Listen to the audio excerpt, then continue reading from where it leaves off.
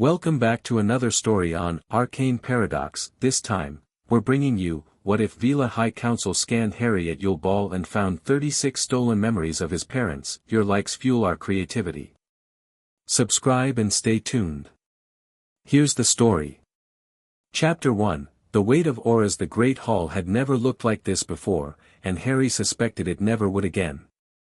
Someone had stripped away the house tables and replaced them with dozens of smaller ones draped in silver and gold, each one set with crystal that caught the candlelight and threw it in every direction.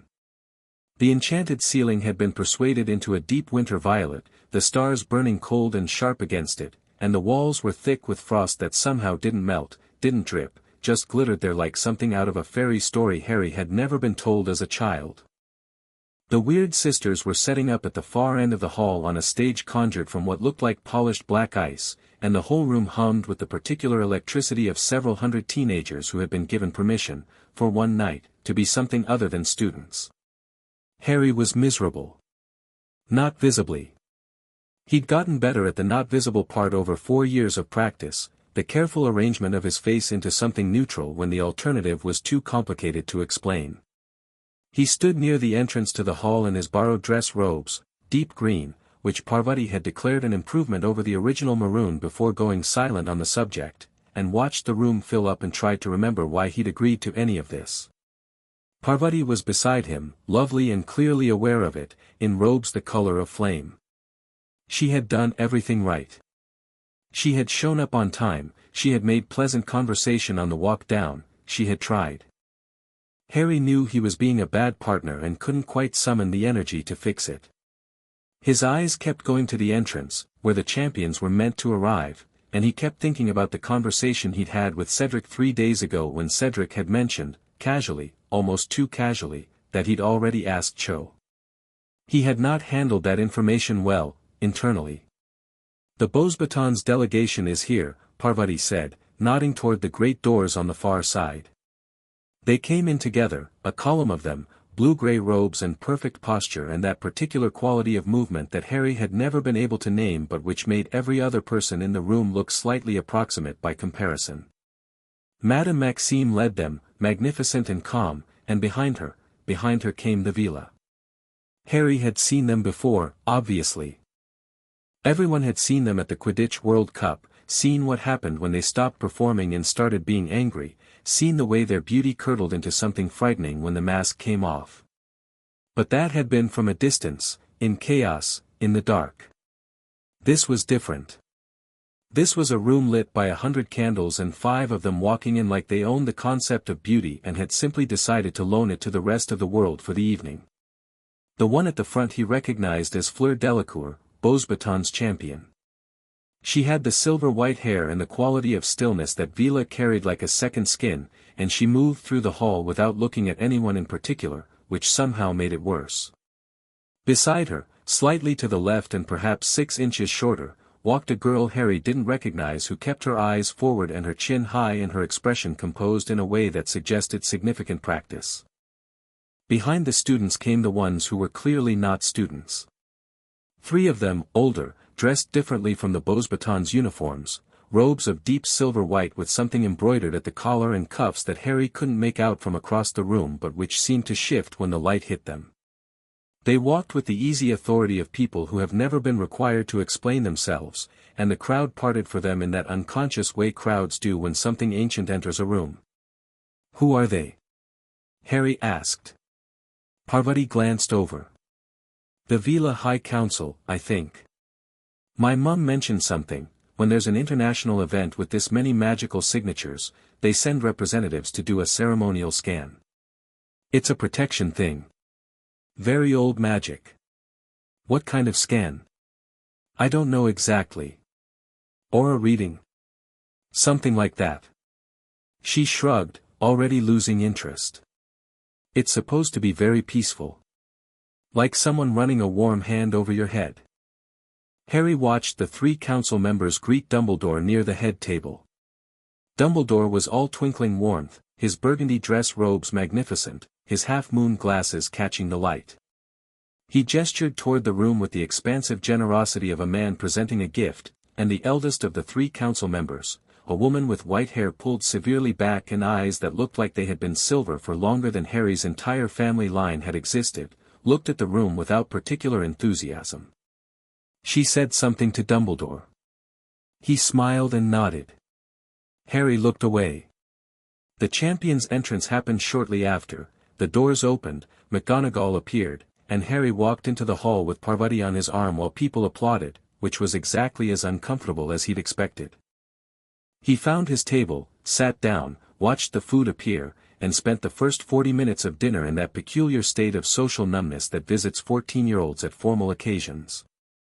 Ron was across the room and visibly suffering in his own way.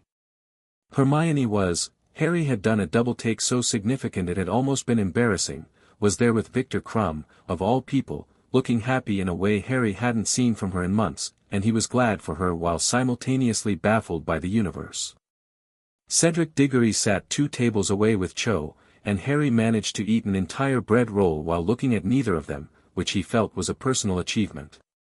Fleur was at a table with the other Beauxbatons students, and she was the only person in the room who seemed entirely unbothered by the occasion. Not in the way Harry was unbothered, his was the numbness of someone not quite present. Hers was the calm of someone who had decided the present moment was adequate and required nothing more from her. She ate, she spoke to the girl beside her in quiet French, she glanced occasionally at the Veela Council members with an expression Harry couldn't read.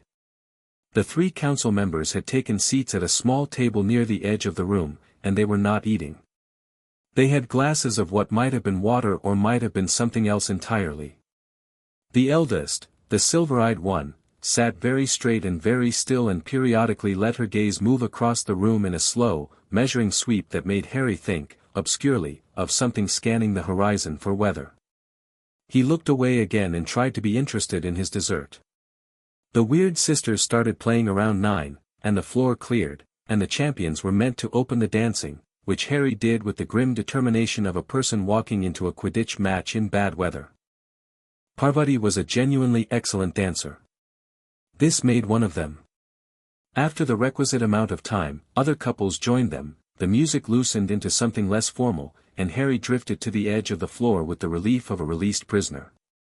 He was standing near one of the frost-covered pillars with a glass of pumpkin juice and no particular plans when it began. He didn't notice at first. It was too subtle, a warmth at the back of his skull, gentle as a hand laid flat between his shoulder blades, and he thought initially that he'd moved too close to one of the heating charms and shifted slightly. The warmth didn't shift with him. It deepened, actually, became something more specific, less like heat and more like attention. Like something had oriented toward him. Across the room, the eldest council member had stood up. Her eyes were closed. Both of her companions had their eyes closed too, and the 3 of them stood in a loose triangle formation that Harry hadn't seen them arrange themselves into, which meant it had happened quietly while he wasn't watching. The embroidery on their robes was moving. He could see it now, silver patterns shifting and reforming, slowly, like something breathing. The warm pressure at the back of Harry's head pressed deeper. It was not unpleasant. That was the thing, it didn't feel like an attack or an intrusion, it felt like being recognized. Like something large and warm and very old had turned its full attention toward him and said, simply, "There you are." He had the strange urge to lean into it the way you lean into sun on a cold day, and he resisted it, and then it didn't matter whether he resisted because the magic had already found what it was looking for. And then everything went wrong. The warmth turned into pressure. The pressure became something sharp, not painful, not exactly, but wrong, the sensation of someone reaching through a locked door and finding that the lock is not a lock at all but a scar, a wound that had healed closed over something that was never meant to be sealed inside. Harry's glass hit the floor. He didn't feel it leave his hand. He heard a sound. Not with his ears, with whatever part of him the council's magic was touching. A sound like something tearing, not violently but slowly, with the deliberate care of someone peeling back a bandage from a wound that needed air, and from beneath the tear came, light. He saw it before he felt it. Gold and warm and familiar in a way that made no sense because he had never seen it before in his life and yet every part of him recognized it the way your lungs recognize oxygen. The light expanded outward, not from him but from the space where the council's magic had its hand, and from the light came voices.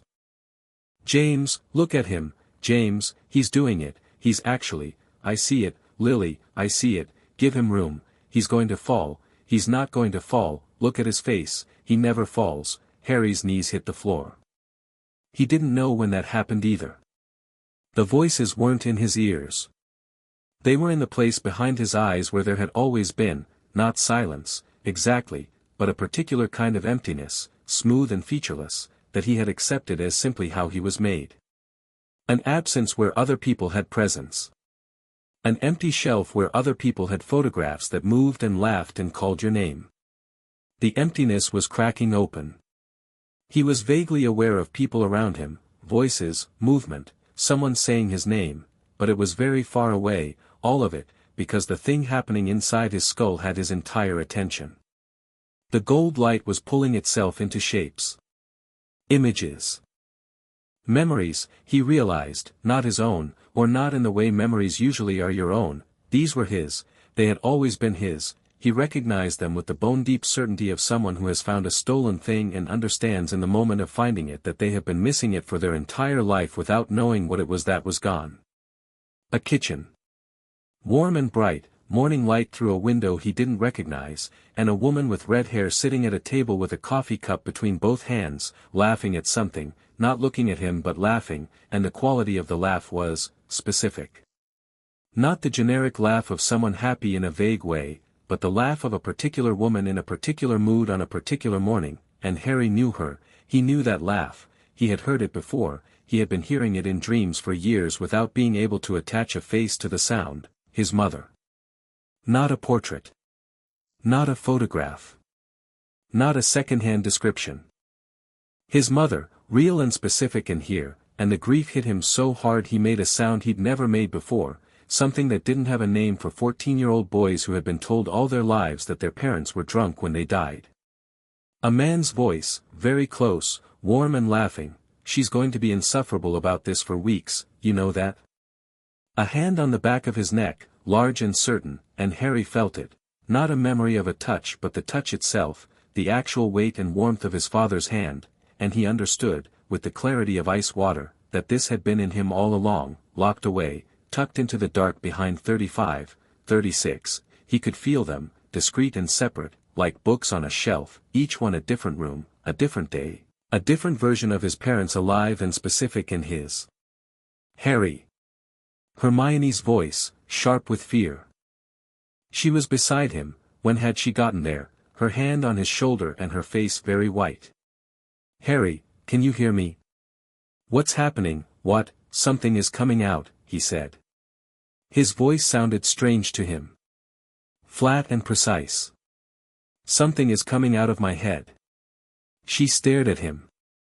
Across the hall, one of the younger council members had opened her eyes and was looking at Harry with an expression of profound alarm.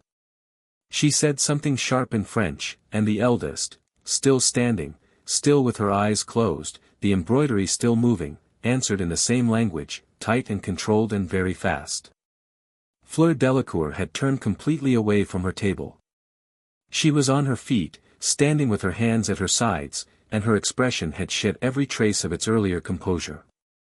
She was staring at the eldest council member with an intensity that looked almost like fear, except that Fleur Delacour's particular quality of fear did not look much like anyone else's, it looked like controlled fury waiting for a reason to become something else. The second council member had opened her eyes and was looking at Harry, and then she said, very clearly in English, Elder Rousseau. Stop. The warmth behind Harry's eyes vanished. It didn't fade, it cut, a clean and sudden absence, and the images stopped mid-frame, mid-breath, his father's hand still present on the back of his neck as a sensation and then simply not, and Harry was kneeling on the stone floor of the great hall in front of 200 people with his face wet and his hands shaking and approximately 36 sealed memories burning in his chest like coals. The silence in the room was enormous. Not everyone had noticed, the music had covered much of it, and the far tables were still eating, still talking. But the people nearest to him had stopped, and a circle of empty space had formed the way it forms around accidents, that instinctive human pulling back from something wrong. Harry got to his feet. This took longer than usual because his legs were conducting their own separate meeting about whether they were ready to hold weight, but he got there, and he stood, and he looked at the eldest council member, who had opened her eyes. They were silver. He'd thought it was a trick of the light before, but it wasn't. They were actually silver, pale as winter moonlight, and they were looking at him with an expression he had no reference for. Not pity. Not alarm. Something that looked, impossibly, like recognition. Then Dumbledore was there. He had moved faster than Harry would have credited, and his hand was at Harry's elbow, light and sure, the familiar papery warmth of it, and his voice was quiet and calm. Harry. Come with me. What was that? Harry asked.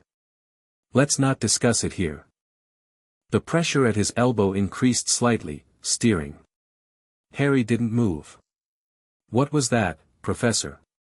Dumbledore's eyes did not twinkle.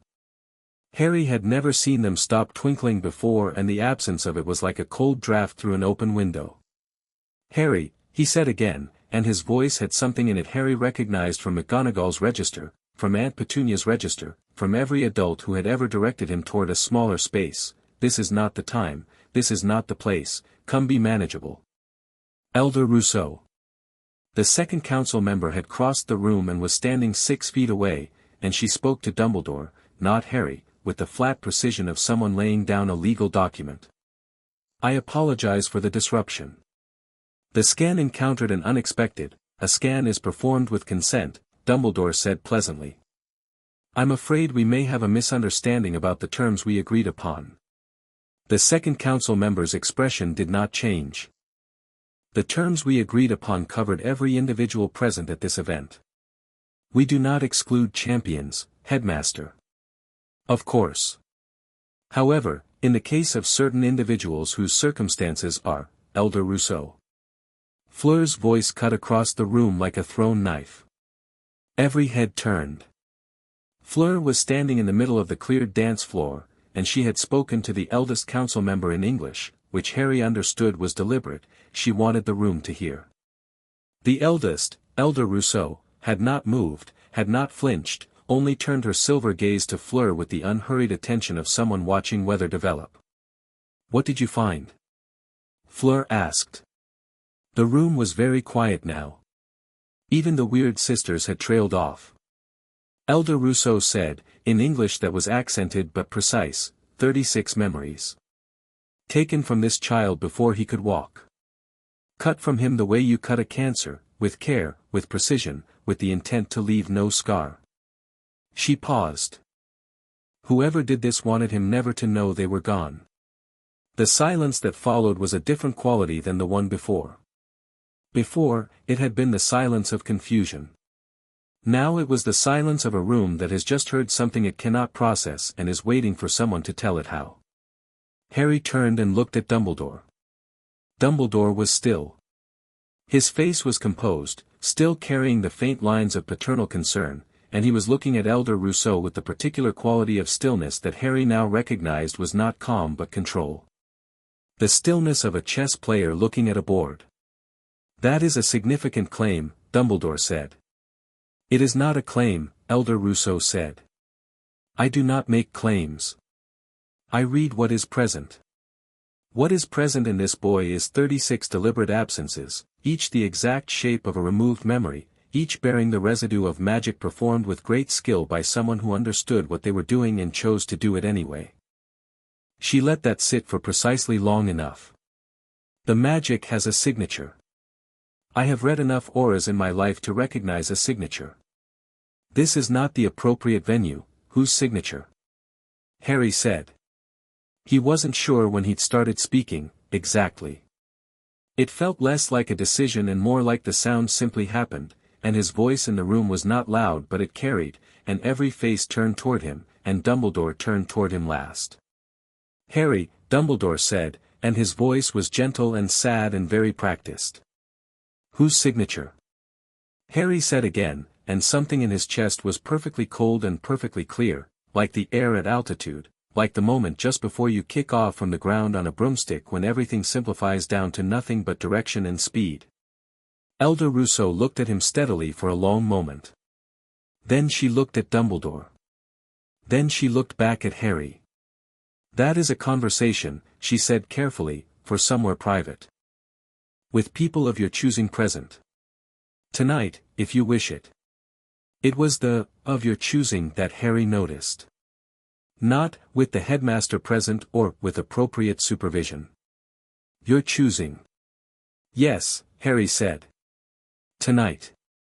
Dumbledore made a small sound that in a lesser man would have been called a protest. In him it was smoother than that, a gentle repositioning, of course. "I'll arrange, headmaster." The second council member spoke again, her voice precise as a blade. "With the greatest respect, you should understand that under the Veela Accords of 1692, which your ministry is signatory to, the discovery of illegally extracted memories in the aura of a minor constitutes a matter under Veela jurisdictional purview. The boy is under our protection from the moment of discovery until formal investigation is complete." She paused. "You are welcome to be present at any formal proceedings. You are not empowered to arrange them." Dumbledore looked at her. Then at Elder Rousseau. Then, finally, at Harry, and the look was something Harry had never received from him directly. It was evaluating, the barest edge of it visible before it was tucked away, and it confirmed something Harry had not known he suspected until this moment. He had been weighed. He had been weighed for years. "Of course," Dumbledore said pleasantly, and he smiled, and the twinkle came back, and somehow that was the most frightening thing that had happened in the last 10 minutes. "We are all concerned only with Harry's welfare." Harry looked at him, at the long silver beard and the half-moon glasses and the eyes that knew everything except, apparently, when to stop, and said nothing. There was nothing to say yet. He didn't have the words because he didn't have the memories, not fully, not yet. They were still locked inside him burning like coals, the shapes of 36 rooms in his parents' house that he had never been allowed to enter. He would have them all by morning. He turned away from Dumbledore and looked at Hermione, who had been standing at his shoulder this whole time with her hand still on his arm and her face cycling through expressions too quickly to track. Her eyes were bright with unshed tears and something that looked like an argument she hadn't started yet. "I'm all right," he said. "You're not," she said immediately. "I will be." She searched his face and then, because she was Hermione and her love for him was one of the most functional things in his life, she said, "What do you need?" "Ron," he said. "Can you get Ron?" She nodded and was gone. He looked back at the council, at Elder Rousseau, who was watching him the way you watch a flame, not with worry, exactly, but with the specific attention of someone who understands the properties of fire and respects them accordingly. "Private," he said to her. "My choosing." "Yes," she said. 1 hour. She inclined her head. He turned to Fleur, who was still standing in the middle of the dance floor, and their eyes met, and she looked at him for a moment with that expression he still couldn't fully read, not pity, not fear, something that lived between recognition and resolve, and then she crossed the floor toward him in 4 clean strides and said, in a low voice that didn't quite reach the nearest tables, "I am coming with you. To the meeting." It wasn't a request. Harry considered her for a moment. She was one of the 5 best minds in this tournament, she was Veela, and the Veela had just done the most important thing anyone had done for him in 4 years of magical education. She also looked like someone who would be difficult to keep out of a room if she decided she was going in. "Fine," he said. She nodded once, brisk and decided. He looked around the great hall, at the other students slowly returning to their tables, their conversations resuming in urgent low murmurs, at the weird sisters who had started playing again in the slightly tentative way of musicians asked to cover an awkward moment, at the frost on the walls still catching the light, at this beautiful night he had been miserable in before it became something else entirely. "I need 10 minutes, he said to no one in particular. He walked out of the great hall alone, and no one stopped him, not even Dumbledore, and that was either restraint or strategy, and Harry didn't know which yet, but he intended to know by morning. The corridor outside was cold and still, the torches guttering slightly in a draught from somewhere, and Harry stood in it with his back against the wall and his eyes closed and counted his breaths the way he'd taught himself to do before matches when the anxiety got too large to carry upright. In. Out. In. His parents had been real. Not a concept, not a tragedy, not a piece of his origin story. Real people, a woman who laughed with a specific sound, a man whose hand had been a certain weight on the back of a child's neck, two people in a kitchen with morning light and coffee and a baby who was doing something worth watching. He had had them, briefly and completely, before they were taken from him twice, once by Voldemort, and once, apparently, by someone who had decided what Harry should and should not be allowed to carry. He opened his eyes. The grief was still there and it was going to be there for a long time, and he already understood he was going to have to learn to carry it, to build a new architecture inside himself that had room for what he now knew he'd lost. That was for later. For now, he had 36 locked rooms and a silver-eyed woman who could open them, and he had been waiting for something to be angry about with a clarity he could use, without knowing he was waiting, for 4 years. He heard footsteps. Ron came around the corner at a half-run, tie loose, hair even more disordered than usual, with Hermione half a step behind him, and Ron took one look at Harry's face and said, "Bloody hell. Are you okay?" "Not even slightly," Harry said. "Right." Ron squared his shoulders with the uncomplicated loyalty that was his best quality. "Right, okay. What do we do?" Harry looked at his two best friends, at Ron's steady, bewildered determination and at Hermione's careful, ready brightness, and felt something settle in his chest, not the cold heat of the locked memories but something warmer, something that had been here all along and was not stolen. "We go find out what was taken," Harry said. "And then we figure out what to do about it." Ron glanced at Hermione. Hermione was already nodding. "The Veela Council is waiting," Harry said, pushing off the wall.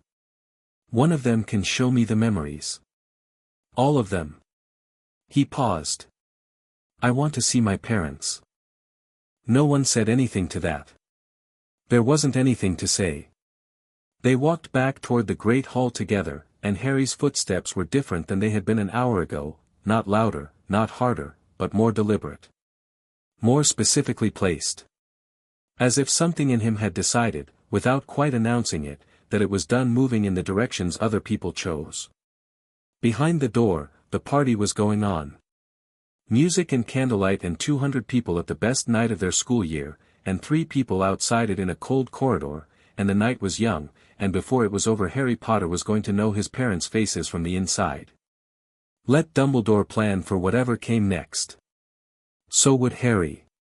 Chapter 2, 36 Winters. They used a classroom on the 3rd floor that Elder Rousseau selected herself, walking the corridors with the unhurried certainty of someone who had been in older buildings than this one and found them all roughly equivalent. She touched 3 different doors before she chose, pressing her palm flat against each one in turn and tilting her head slightly, as if listening to something in the stone. The 4th door she opened without testing.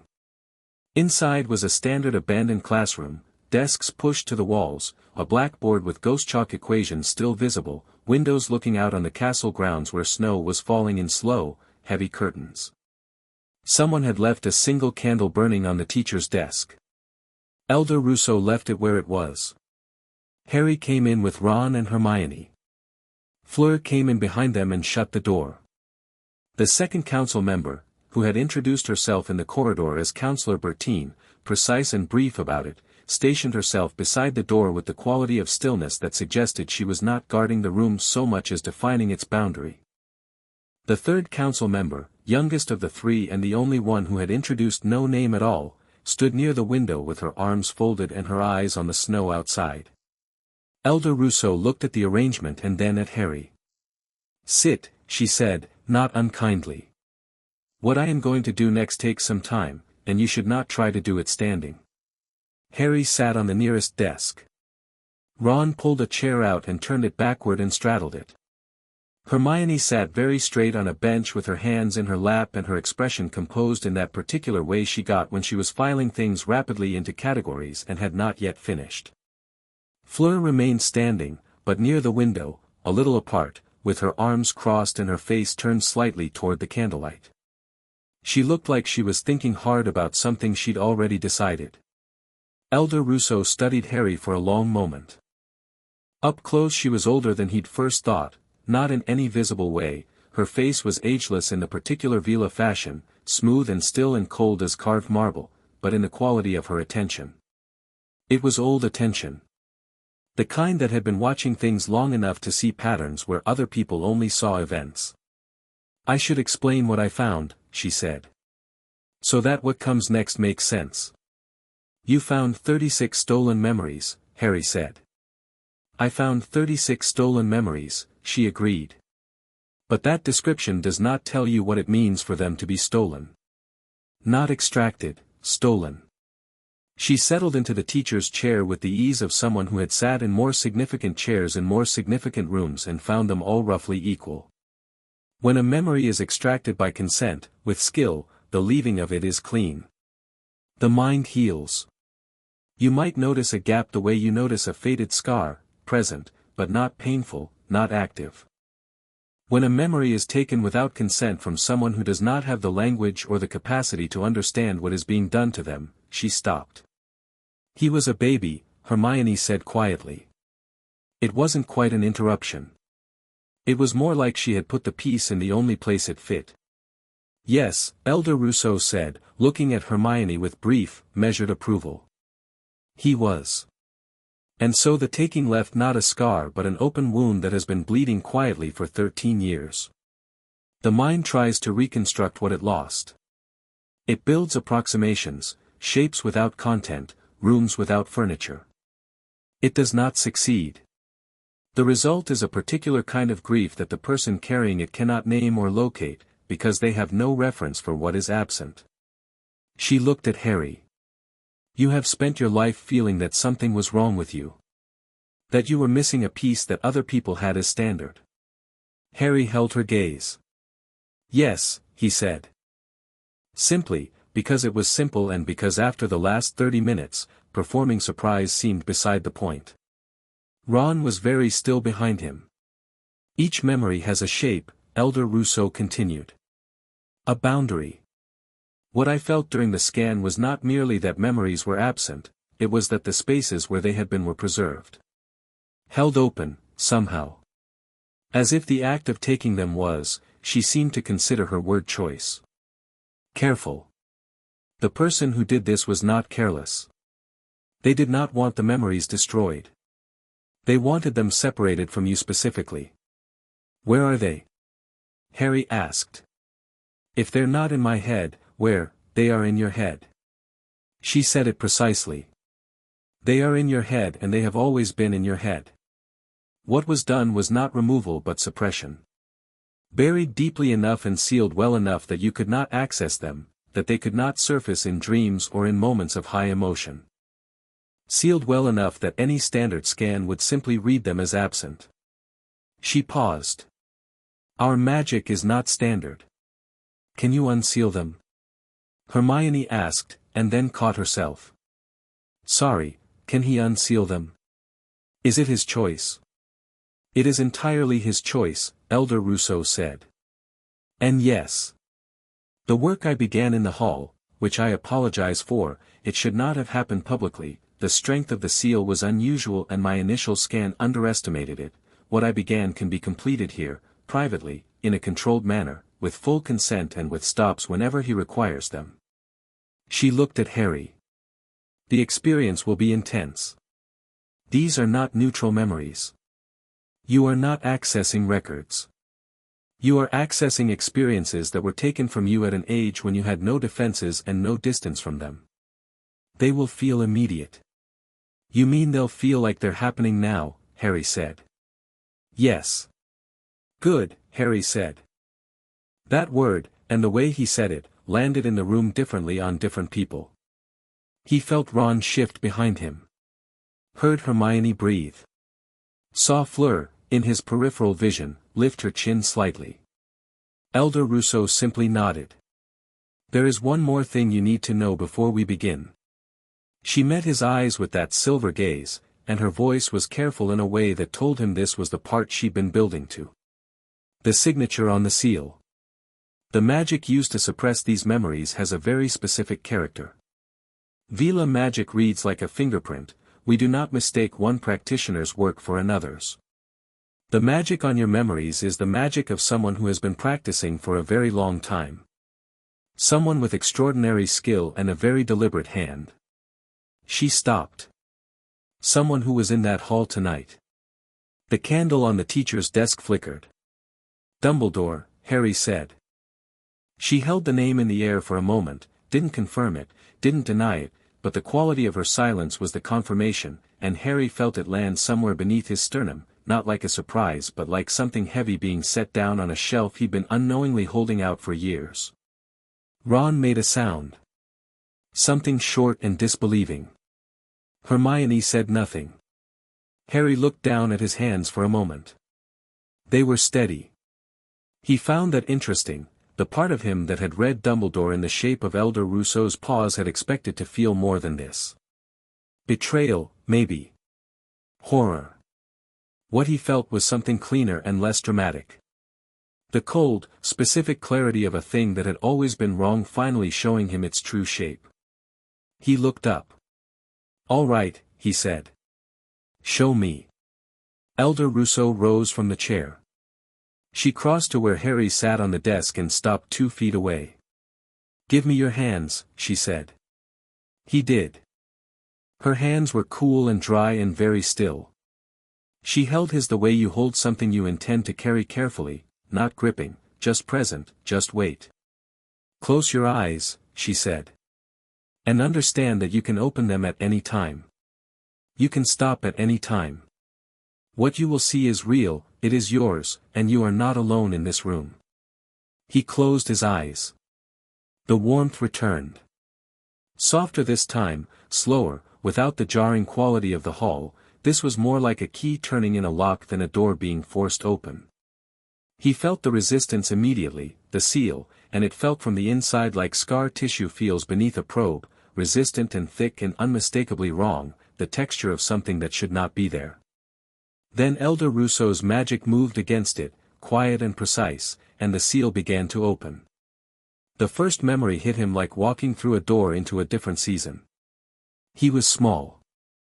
Impossibly small. He understood this not from any visual reference but from the scale of everything around him, the way the kitchen table above him was a sky and the chair legs were trees and the floor was a whole country. He was sitting on a blanket. He was perhaps 10 months old. Through the window was a garden with late summer light, the particular gold of it, and there was a smell of something cooking and the sound of music, not a radio exactly, something older sounding, a wireless.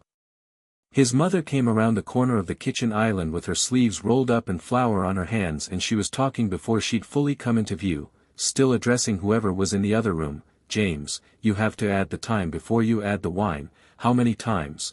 And then she looked down and saw him and stopped mid-sentence. She had green eyes. Harry knew this. He had been told this. He had seen it in photographs, in the mirror of Amidst, in his father's face when the shade of her had stepped out of Voldemort's wand in his waking nightmares. He knew the color of her eyes. He had not known the expression in them when she looked at him.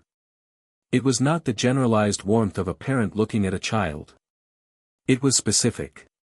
She looked at him the way you look at something that continues to surprise you no matter how familiar it becomes, with a delight that had not staled, and she crouched down to his level and said, "And what are you studying so hard?" And he understood. He was the baby, he understood nothing except warmth and presence and the specific gravity of her. But somewhere the older Harry watched through the younger one's eyes and felt the grief come up so fast it nearly took him off his feet. He was still sitting on the desk in the classroom with Elder Rousseau's hands in his.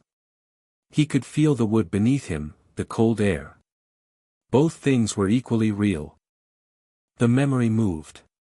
His father, now, in the same kitchen, later, the light was different, afternoon going into evening, and James Potter was standing at the stove with an expression of deep concentration that was clearly not equal to the situation, his hair everywhere, his glasses pushed up on his forehead, and he was making something that was not going well and he knew it and had not yet conceded this.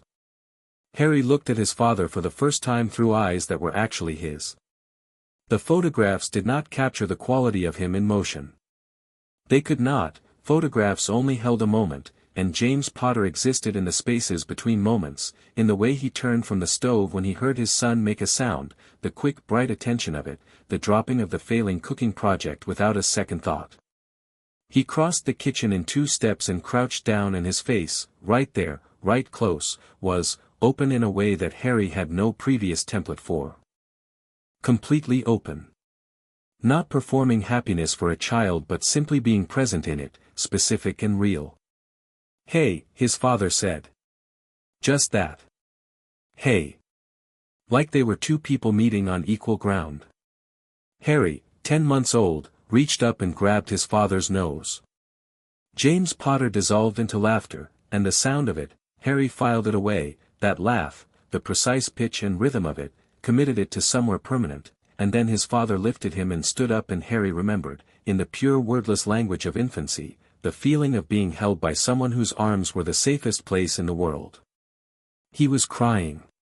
In the classroom, on the desk, with Elder Rousseau's hand steady in his. He was crying, and his face was doing things he couldn't control, and he let it, because the grief and the love were the same thing, and he was not going to try to separate them. Memory 3, a living room. Evening. His mother on the sofa with her feet tucked under her and a book in her lap and a mug steaming beside her, and through the room there was a low conversation happening between her and someone he couldn't see, comfortable and unhurried, the conversation of 2 people who had been talking to each other long enough to not need to perform it anymore. Memory 4, his father's hands. He kept coming back to his father's hands. He realized, they were large and the knuckles were knobby in the way of someone who had played a physical sport since childhood, and they moved when James talked, emphatic. Memory 5, his mother laughing so hard at something that she had to put down her tea, and the laugh was the one he'd heard in the hall, the specific one, and Harry thought, "I knew that laugh. I have always known that laugh, I was hearing it in the back of my head for 13 years and I thought it was a dream." Memory 9, his mother getting angry. Not at him, at someone on the fire, a fireplace conversation, her voice very precise and her hands very still in the particular way that meant she was keeping them still deliberately. "No, serious, I understand what you're saying and I'm telling you you're wrong. I'm not being emotional, I'm being right, and you know I'm right, which is why you're using that voice." A pause, listening. Then, dryly, "That is absolutely not what I said, and if you tell James the First said that I will hex you into next week." Memory 14, his father and Sirius together, the 2 of them on the back step at night, voices low, and there was something sober in the conversation, something that the older Harry understood was worry even if the infant hadn't, the particular quality of 2 men who were frightened discussing how to be less frightened without saying so directly, and Sirius's voice going, "We're going to be fine, proms. We just need to be, and James, careful." "Yeah." A pause. "I know." Memory 19, his mother singing something to him at bedtime. Just, singing, her voice not particularly trained but very warm, and her hand in his hair, and the ceiling above was blue and had small stars charmed onto it that moved slowly, and the world was very simple and very complete. Harry stopped himself there. He opened his eyes. The classroom. Snow outside. The candle. Elder Rousseau standing before him with his hands in hers, her silver eyes open and watching him with that attentive stillness. He had been crying. His face was a wreck. He didn't particularly care. He looked at Ron, who was sitting with his arms crossed on the back of the chair and his jaw set and his eyes very bright in the way that meant Ron Weasley was dealing with something by refusing to look away from it. He was looking at Harry with an expression that Harry had never seen from him before, raw, direct, the face you get when someone you love has been hurt in a way that was always happening and you are only now seeing it clearly. Hermione had both hands pressed over her mouth. Her eyes were wet. She was not making a sound. Fleur had uncrossed her arms. She was watching him from the window with the same quality he'd first noticed in the hall, not pity, but that thing between recognition and resolve, and he understood now what that expression was. She had felt the memories when Elder Rousseau's scan first hit them. She had been in the room when they surfaced. She had felt, through Veela magic, the shape of what had been locked away, and she was looking at him the way you look at someone who has just survived something they didn't know they'd been surviving all along. More? Elder Rousseau asked. Yes, Harry said. All of them. She held his hands and he closed his eyes again. The memories came in sequences now, faster, more fluid. The seal had been cracked and the opening of each one loosened the next. He was not watching them like films, he was in them, moving through rooms he had never stood in, hearing voices he had never consciously heard, being held and spoken to and present in the specific daily life of James and Lily Potter in the last year of their lives.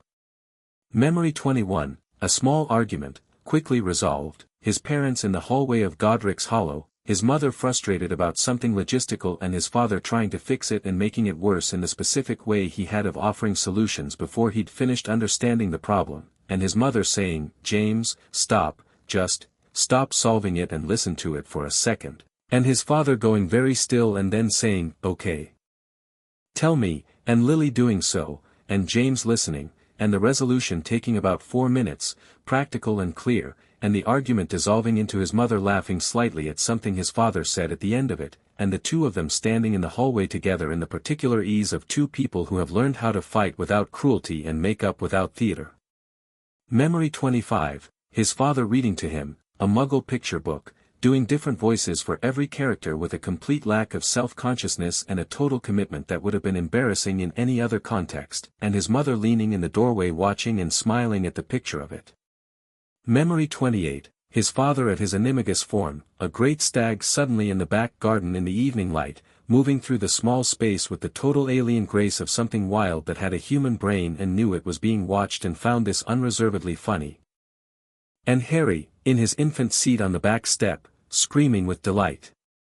Memory 31, his mother, late at night, standing at the window of Godric's Hollow with a cup of tea gone cold, and there was something in her posture, still, watchful, the particular stillness of a person carrying fear at a frequency they decided to live with rather than be stopped by. She knew what was coming. Harry understood this, in the way children understand atmospheric things they have no words for. She knew and she was afraid and she was still standing at the window in the dark and the cup in her hand was cold and she was not going to be the thing that broke. Memory 34, his father, the morning of.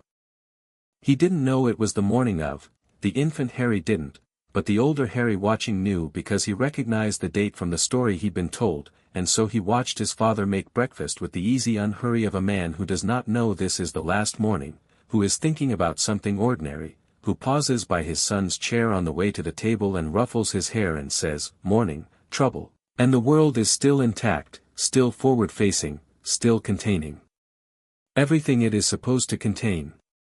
Memory 35, his mother holding him, the afternoon of, sitting in the chair by the window of his room, and she was talking to him the way people talk to infants, half knowing they won't understand and not caring, saying something about his future.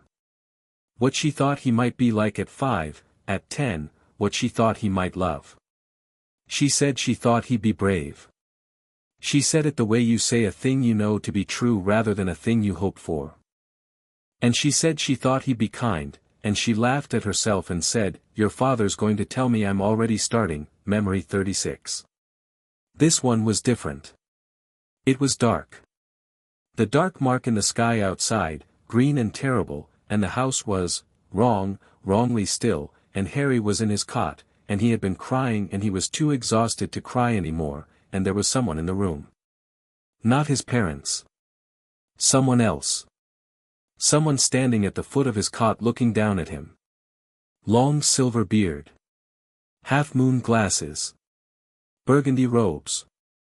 And a face that Harry recognized from 31 years of following him, trusting him, measuring his worth by his approval. Dumbledore stood at the foot of his cot on the worst night of Harry's life, and he looked down at him with an expression that was complex. Grief, yes. And love, Harry thought, or something that believed itself to be love, and that was the hardest part. Not that it was without feeling. That it was full of feeling and he had done it anyway. He was holding a wand. He reached into the cot and touched Harry's forehead gently, the touch of someone tending to something small and important, and he said, very quietly, "I am sorry for this," and then he did it. Harry felt the seal go down from the inside. He felt each one being locked away, the warmth of them going out like lights, one after another, 36 rooms going dark, and the older Harry watched the infant Harry's face go slack with something that was not sleep, and Dumbledore straightened, and his face was the face of a man who has paid a terrible price and believes it was the right amount. "It is kinder this way," he said to the empty room. "He cannot carry it yet. When the time comes," he stopped. He looked at Harry for a long moment. "When the time comes," he said again, and did not finish. He walked out of the room, and the house was very dark, and in the cot Harry Potter lay awake with 36 rooms sealed shut inside him and began, for the first time in his life, to cry with the complete helplessness of someone who has lost something they cannot name. Harry opened his eyes. The room around him came back slowly, the classroom, the candle, the snow, the people. Elder Rousseau had released his hands at some point during the last memory, and he was sitting on the desk with his palms flat on his own thighs, grounding himself against the solid ordinary wood beneath him. Nobody spoke. The silence was not uncomfortable. It was the silence of people who understand that the first word will be difficult and are allowing it to be chosen. Harry looked at the candle for a while. "He said it was kinder," he said finally. His voice was level. That surprised him. "Yes," Elder Rousseau said. "He was there. That night. After both of them were," he stopped. "He was there before anyone. Before Hagrid, before Sirius, before any of it. He went to the house and he stood over my cot and he took them away from me. Yes. Because he'd already decided what I was going to be used for. He said it plainly, the way you say a fact about weather. He'd already decided the prophecy was real and I was the weapon, and he couldn't have a weapon that was grieving. Couldn't have a weapon that knew its parents specifically, who they were, what they sounded like. Couldn't have a weapon that had something to lose." He paused. A weapon that knew what it was losing might decide not to be a weapon. Hermione made a sound. He looked at her. She had taken her hands away from her mouth and she was looking at him with undisguised anguish, and she said, "Harry," and stopped, and started again. I want to tell you that isn't what he was doing. I want to tell you there's another explanation. I have been sitting here trying to think of one. And Harry said. She pressed her lips together. "I can't."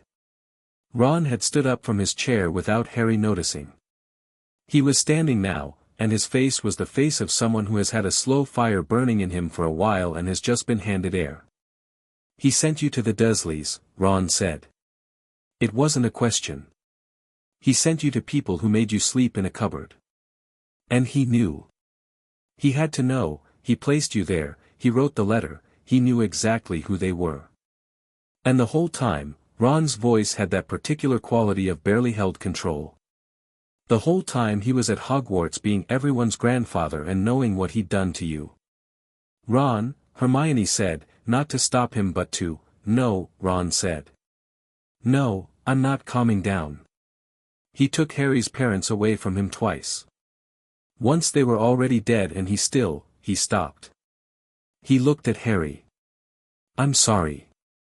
I'm sorry I've been, every time you were ever angry at something that seemed unfair, every time something seemed wrong, I went along with whatever he said because he was Dumbledore.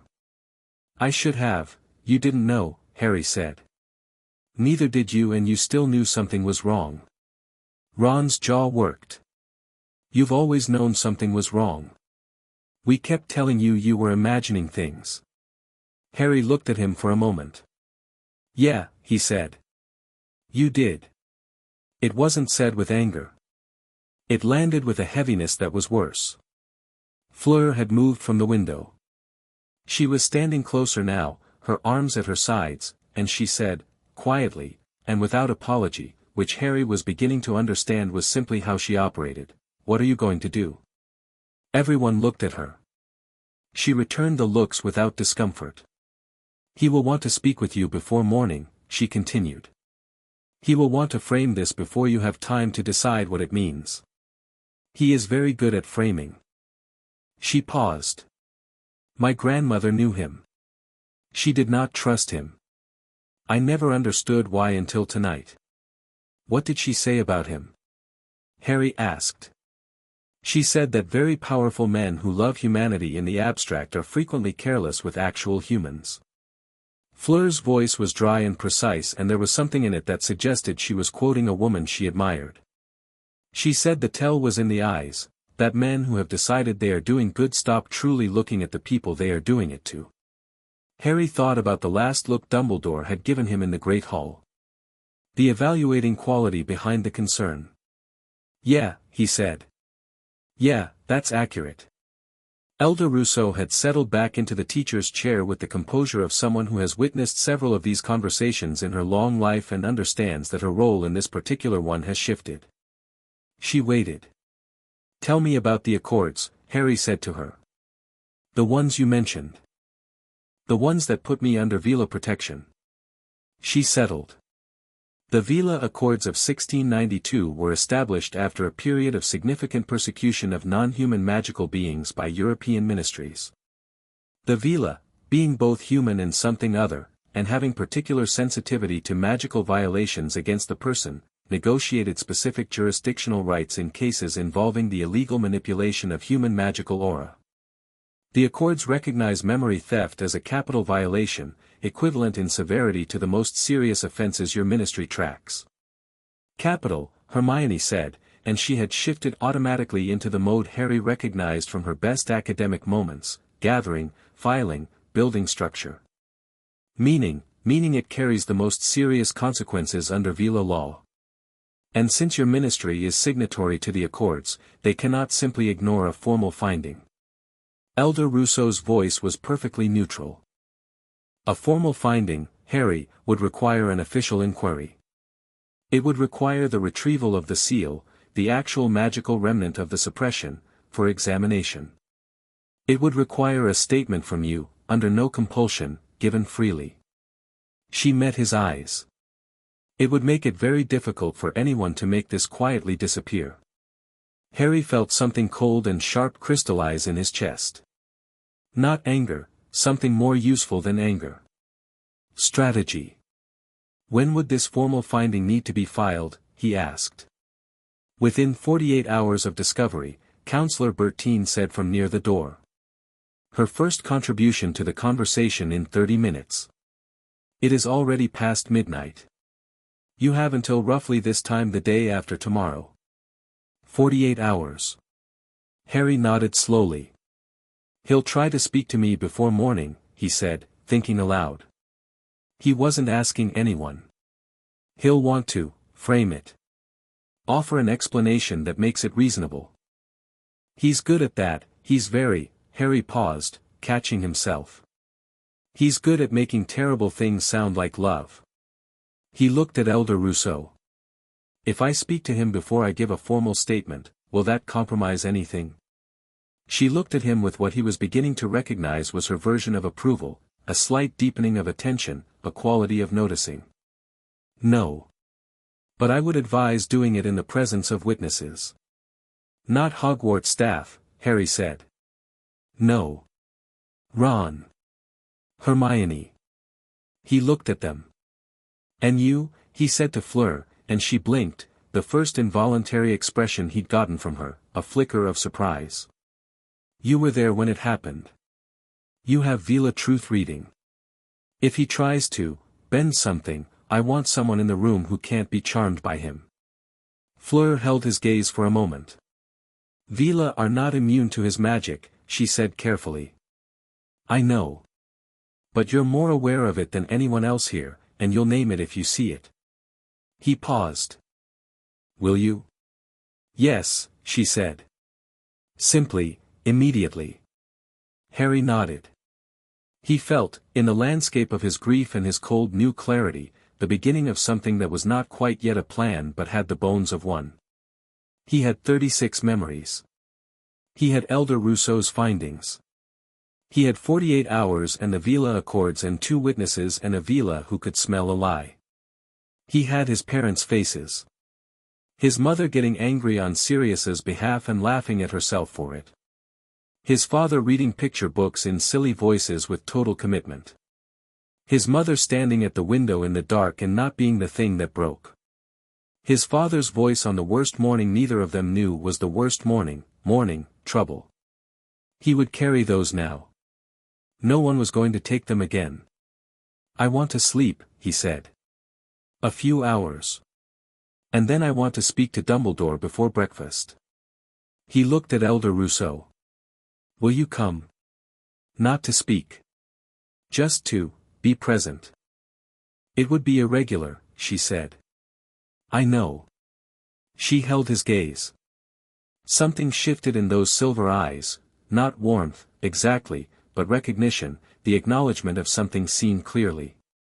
Yes, she said. I will come. Harry stood up from the desk. His legs held. The candle on the teacher's desk was burning lower now, but still going, and the snow outside the windows had thickened, and the castle around them was very quiet he checked his watch, nearly 2 a.m. He looked at Hermione, who was watching him with that bright careful attention, filing and building and processing, and he could see the moment she finished processing because her jaw set and her shoulders straightened and she said, I'll be there. For the conversation. Obviously. Ron said, obviously, with the simplicity of someone for whom the decision did not require more than a moment. He looked at Fleur last. She had put her arms back at her sides and her chin was level and she looked exactly like what she was, a young woman who had come to a foreign competition and ended up in something significantly older and more serious than a tournament, who had made a decision about that without flinching. Your grandmother was right about him, Harry said. Fleur held his gaze. She usually was. Harry picked up his discarded dress robe from where it had slid off the desk at some point during the memories and walked to the door and opened it, and the corridor outside was empty and cold and quiet, and for the first time in the long complicated night, Harry Potter did not feel like someone carrying an absence. He felt like someone carrying an argument. One he intended to win. Chapter 3, The Elder Speaks. Dumbledore was already in his office when Harry arrived. This was not a surprise. Harry had known, walking up the spiral staircase at 6:30 in the morning with Ron on his left and Hermione on his right and Fleur half a step behind, that Dumbledore would be there, composed and waiting, because Dumbledore was always there and always composed and always ahead, and for 13 years that quality had felt like safety and now it felt like something else entirely. The office was warm. Too warm, actually, the fire built high, and the portraits of previous headmasters were doing what they always did, watching from their frames with the barely concealed interest of people who have seen enough history to recognize when more of it is being made. Fawkes was on his perch, and he looked at Harry when Harry entered, and made a low sound, not his usual trill but something quieter, and Harry looked back at him and thought, you knew, didn't you? You've always known. Dumbledore was behind his desk. He was dressed, fully and impeccably, which meant he had either not slept or had risen well before dawn, and the half-moon glasses were in place, and the long fingers were laced together on the desk surface, and the expression on his face was, Harry catalogued it quickly, the way he had learned to catalogue Quidditch situations, looking for what was real and what was performed. Concern, yes. Sadness, yes. And beneath both of those, very carefully managed but present, assessment. Elder Rousseau came through the door last. She had not changed her robes. She moved to the left side of the room and stopped there, and she did not announce herself or explain her presence, simply occupied the space with the quality of something that had decided to be where it was. Dumbledore looked at her. Something moved in his expression, so brief Harry might have missed it a year ago, and then he looked at Harry, and the sadness in his face deepened, and he said, Harry. Please, sit down. I'll stand, Harry said. A beat. Of course. Dumbledore unfolded his hands and set them flat on the desk. I want you to know, first, that everything I have ever done has been done out of love for you. I know that's what you believe, Harry said. The sentence landed differently than Dumbledore expected. Harry could see it, the small recalibration, the slight shift in posture. He had expected grief or anger or accusation, and he'd prepared for all three, and what he'd gotten was something that sat outside those categories. "Harry, I want to ask you some questions," Harry said. "And I'd like you to answer them honestly. I think you owe me that, at minimum." Dumbledore was quiet for a moment. "Of course. Were you at Godric's Hollow on the night my parents died?" "Yes." No hesitation. He had decided, then, on the version of honesty that acknowledged facts while controlling their framing. Harry noted this. "Before Hagrid. Before Sirius." "Yes. And while you were there, you used magic on me." Dumbledore's expression shifted toward the careful sadness of a man about to offer an explanation. "I performed a complex piece of, did you use magic on me that night, yes or no?" A pause. Fleur moved very slightly in Harry's peripheral vision, just a shift of weight, telling him she'd noticed the pause. "Yes," Dumbledore said. "You suppressed 36 memories. Memories of my parents. He stopped. Started again. I preserved them. Sealed them away where they would be safe, where I couldn't access them," Harry said. "Where I would grow up knowing I had parents who died but not knowing anything real about them. Not their voices. Not their faces in motion. Not my father's laugh or my mother's temper or the way she stood at the window at night because she was frightened and wasn't going to let it stop her. He let that land. Not one specific, living, real thing about either of them." Dumbledore looked at him with an expression of genuine pain, and Harry believed the pain was real, and it didn't change a single thing. "You were 15 months old," Dumbledore said quietly. "The grief would have been, my grief," Harry said. "Mine. To carry or not carry, to have or not have. Mine. You didn't have the capacity, you made that decision for me before I could walk. And then you kept making it. Every year. Every time I came back to Hogwarts. Those memories were still sealed, you could have unsealed them at any point, you could have given them back to me at 11 when you met me, at 12, at 13, Harry paused. Why didn't you?" Silence. Ron was standing very still. Hermione had a hand pressed to her sternum, unconsciously, like something physical hurt. Dumbledore looked at Harry for a long moment, and Harry watched him consider and discard several versions of an answer, and in that consideration was everything, because a man who had sealed a child's memories out of pure protective love would have an answer ready, would have asked himself this question, would have a reason. The pause meant the reason was one he knew would not hold. "I was afraid," Dumbledore said at last. Harry had not expected that. The honesty of it was unexpected. He kept his face still. "Afraid of what?" Hermione said. Her voice was controlled but sharp, the voice she used when an argument was already won and she needed the other person to say the words. Dumbledore looked at her. Then back at Harry. "Afraid that if you knew them, truly knew them, in the specific way the memories would have given you, you would understand what was lost. Not as an abstract tragedy. As a real and concrete theft." He paused. "And a child who understands what was taken from him is a child who wants it back. A child who wants something back is a child who can be redirected. Used. Tempted. By Voldemort," Harry said. "By anyone who offered you what you most wanted." "Yes." Dumbledore's voice was even. He had moved, Harry noticed, from the defensive register into something that sounded almost like a case being made. A boy who aches for his parents can be shown a false version of them. Can be offered false comfort. Can be led, gently but with purpose, by someone who understands that grief is a lever. "So you took the lever away," Harry said. "Yes."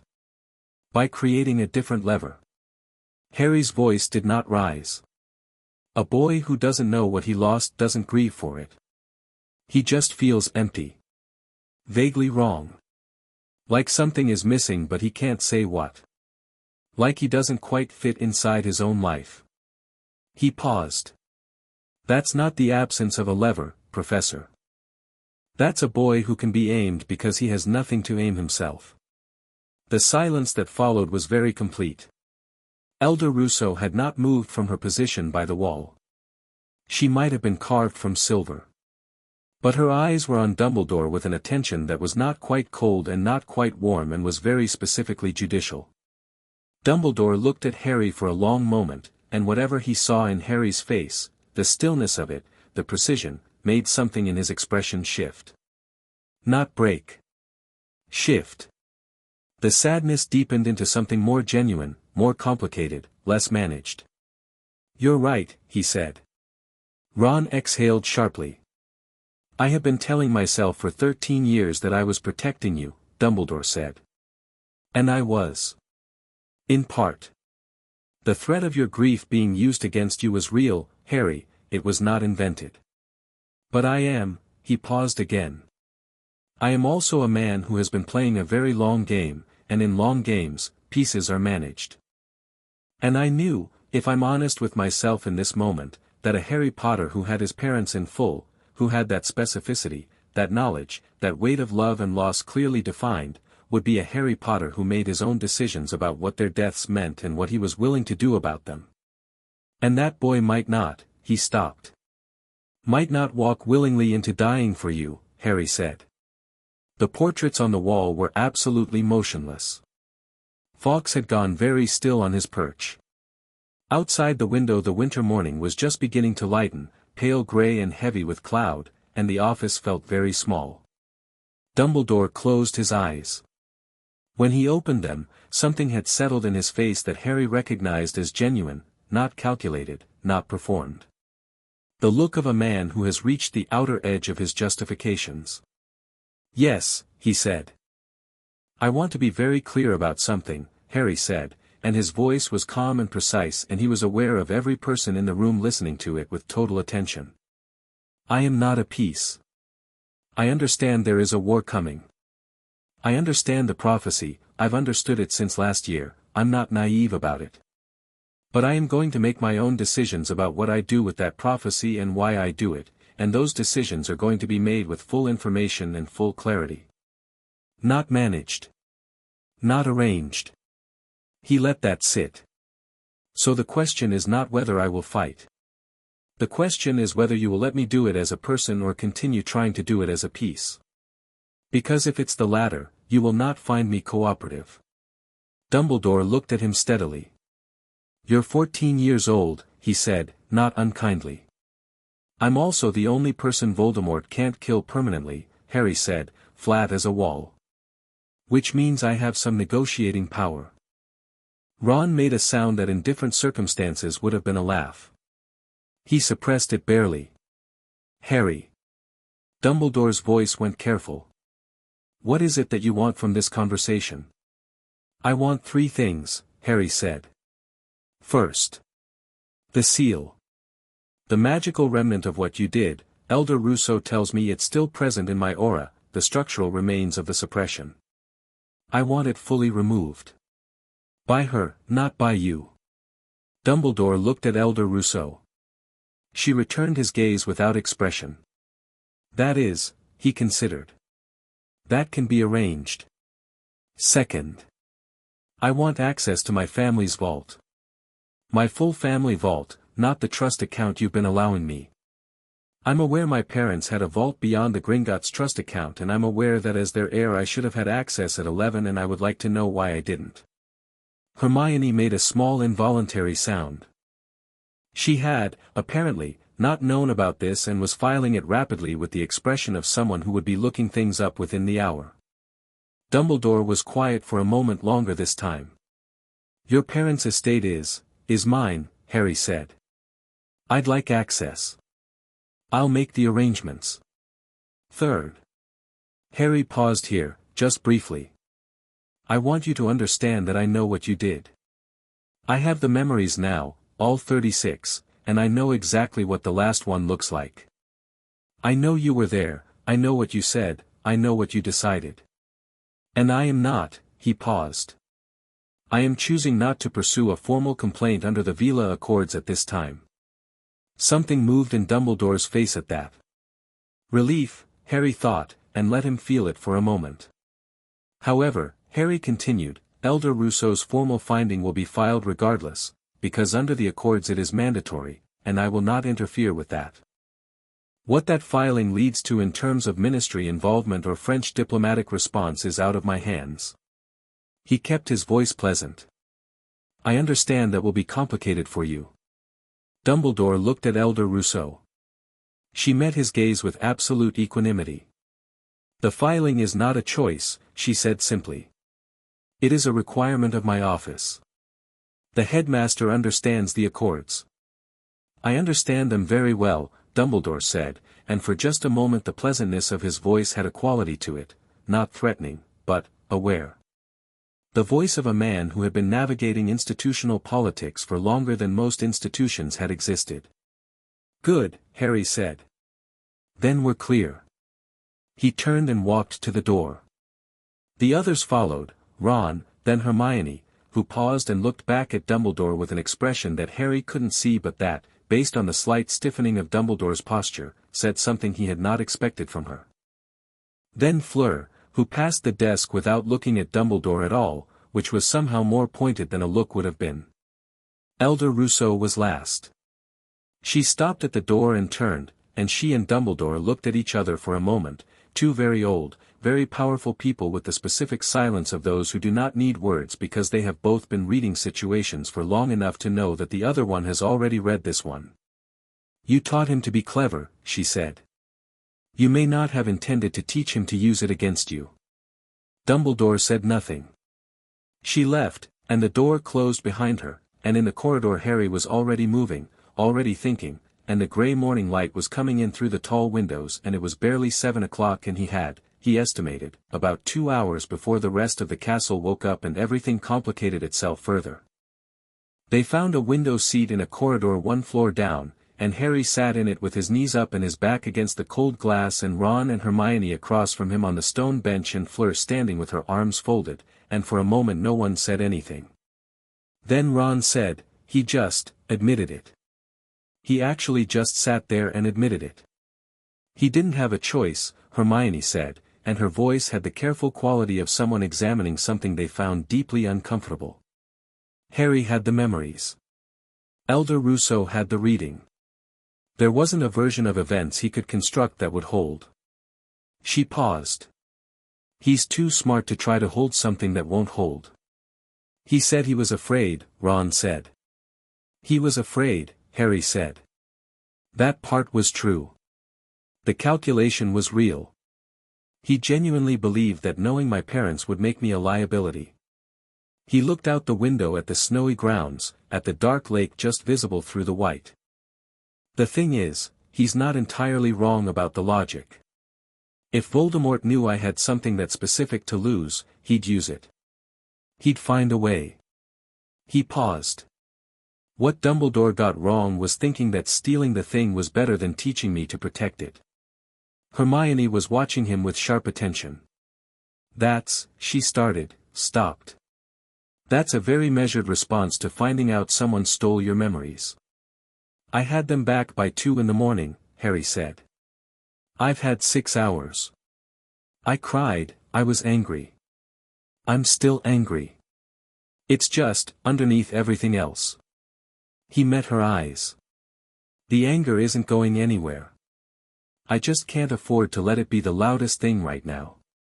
Hermione looked at him for a long moment, and something in her expression changed, a small, private thing, like something being filed under a new heading.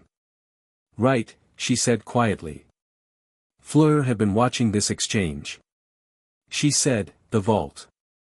Your family's estate. Do you know what's in it? No, Harry said. But I intend to find out. The Potters were an old family, she said. It was not a question. Pure blood on my father's side going back several generations. My mother was Muggle-born but she was, extraordinarily powerful by any measure. Harry paused. I know almost nothing about either of them beyond what other people have chosen to tell me, which I now understand was curated very carefully. He looked at Elder Rousseau, who had settled against the opposite wall with her hands folded. Is there anything else in my aura? Anything beyond the memories? She considered him. You want me to do a full reading? Yes. Now. Is there a reason not to? She studied him for a moment in that measuring way, then crossed to where he sat and stood before him and said, Your hands again. He gave them. She held them, and this time there was no warmth, no opening of sealed things, just a quiet attention, a reading, like someone listening to a pulse. It took perhaps 3 minutes. The corridor was quiet around them. Somewhere in the castle a door opened and closed, the first stirs of students starting a morning, and the grey light through the windows brightened incrementally. Elder Rousseau released his hands and stepped back. The seal remnant, as I mentioned, is still present but inert. The memories are accessible now, but the structural remains of the suppression are still in your aura and should be fully removed. She paused. Beyond that, your magical core is significant. You are 14 and I am reading a core that I would expect in a trained adult at peak capability. It has the quality of something that has been, she seemed to choose the word carefully, pressured. The way a spring is under pressure. Your circumstances have required you to draw on your magic in survival contexts since you were an infant, and the core has responded accordingly. What does that mean practically? Hermione asked before Harry could. It means, Elder Rousseau said, that if he stops performing below his capability, which he has been doing, whether intentionally or because he was never shown his ceiling, he will find that ceiling is considerably higher than expected. Ron looked at Harry with an expression that was half impressed and half the specific look he got when Harry did something on a broomstick that was technically inadvisable. There is also, Elder Rousseau continued, and here her voice changed very slightly, not dramatically, but Harry noticed it, that slight shift that meant she was moving into territory she had not decided yet how to characterize, a protection. Ancient. Bone deep. Your mother's. The sacrificial protection, Hermione said softly. It is not standard sacrificial magic, Elder Rousseau said, and her voice had something in it that might, on a less controlled person, have been awe. What your mother did, I have read a great deal of auras. I have read warriors and scholars in 2 generations of my own High Council. What your mother left in you is not a charm or a ward or even a standard sacrificial anchor. It is, she paused. It is the most complete act of deliberate love I have encountered in 240 years. She did not simply die for you. She was, aware. Fully, magically, completely aware of what she was doing and what it would cost, and she did it with total clarity and total intention, and what she left in you reflects that. The silver eyes met Harry's. You are carrying the specific and permanent imprint of your mother's magical signature. Not a shadow of it. The actual signature, living and present, in your core. The corridor was very quiet. Harry thought about the memory, his mother at the window, standing in the dark with the cold tea, not being the thing that broke. He thought about the specific quality of her courage, not fearlessness. He could see now it wasn't fearlessness, she had been frightened, but a woman who had looked at what was coming and made her choice with her eyes open. He felt it, now that he was looking for it, something warm and old and very steady at the center of him. Not separate from him. Him. He had been carrying his mother his whole life and had only just learned her face. He didn't say anything. There was nothing adequate to say about that. Can we talk about fudge? Ron said, and the social awkwardness of it was so perfectly Ron, the instinct to break an emotion that had gotten too large for a corridor, that Harry almost smiled. Fudge, Harry said. Yes. He's going to hear about the Accord's filing. He's going to panic. He's going to try to suppress it, Hermione said immediately. Or minimize it. He'll contact the French ministry and try to reach an agreement before it becomes a formal record. She was in full strategic mode now, the grief and shock from last night metabolized into action the way it always was for her. The French minister owes Fudge 2 favors from the last Confederation meeting. If Fudge calls them in, he cannot suppress a formal filing, Elder Rousseau said. The Accords do not permit ministerial interference at the filing stage. He can contest the jurisdiction at a tribunal, but that would require acknowledging the filing publicly, which creates the very record he would be trying to avoid. She paused. Cornelius Fudge is not unintelligent. He will understand the bind. So what does he do? Harry asked. He does what he always does, Fleur said. Her voice had a cool precision that suggested she had grown up watching people like Fudge and had never been particularly impressed by them. He finds someone to blame who is not him, and he makes very loud noises in that direction and hopes everyone looks there instead. Harry thought about this. He'll go after you, he said to Elder Rousseau. He will try, she agreed, with the serenity of someone who has been tried before. You're not worried. The Veela High Council has survived 17 European governments, 4 major wars, and one entirely unnecessary attempt by the Flemish ministry in 1843 to classify us as non-beings, she said. Cornelius Fudge is not a significant challenge. Ron made the suppressed sound again. This time it escaped slightly. Fleur looked at Harry. There is something else, she said. Something we have not talked about. She paused, just briefly, the first hesitation Harry had seen from her. The Triwizard Tournament. You are still in it. There is a second task coming, and whoever entered your name did so with an intent we do not yet understand. Dumbledore may have taken your memories, but he is not the one who put your name in the goblet. She met his eyes. There is a separate danger here, and it has not gone away. The window behind Harry's back was cold through his robes, and the morning was coming on properly now, light spreading grey and thin across the grounds. He thought about the second task, which was in February, which he had made no preparation for because he'd spent the autumn being miserable about the first one. He thought about the name from the goblet written in writing he didn't recognize. He thought about Moody, who had been strange in ways Harry had attributed to general moodiness but which now, with slightly different eyes, looked like something worth examining. One thing at a time, Harry said. Dumbledore first. The vault. The filing. He paused. And the second task. I'll start preparing. For what, exactly? Hermione said. We still don't know what it is. I know it's in the lake, Harry said. Cedric looked smug near the lake in November. And the Mare people have been louder than usual. Hermione stared at him. How do you know the Mare people have been louder? I listened, Harry said, simply. She stared at him for another moment. Then she turned and looked at Ron with an expression that said, clearly, when did this happen? Ron returned the look with one that said, I have no idea, but I'm going with it. Fleur, Harry noticed, was not surprised.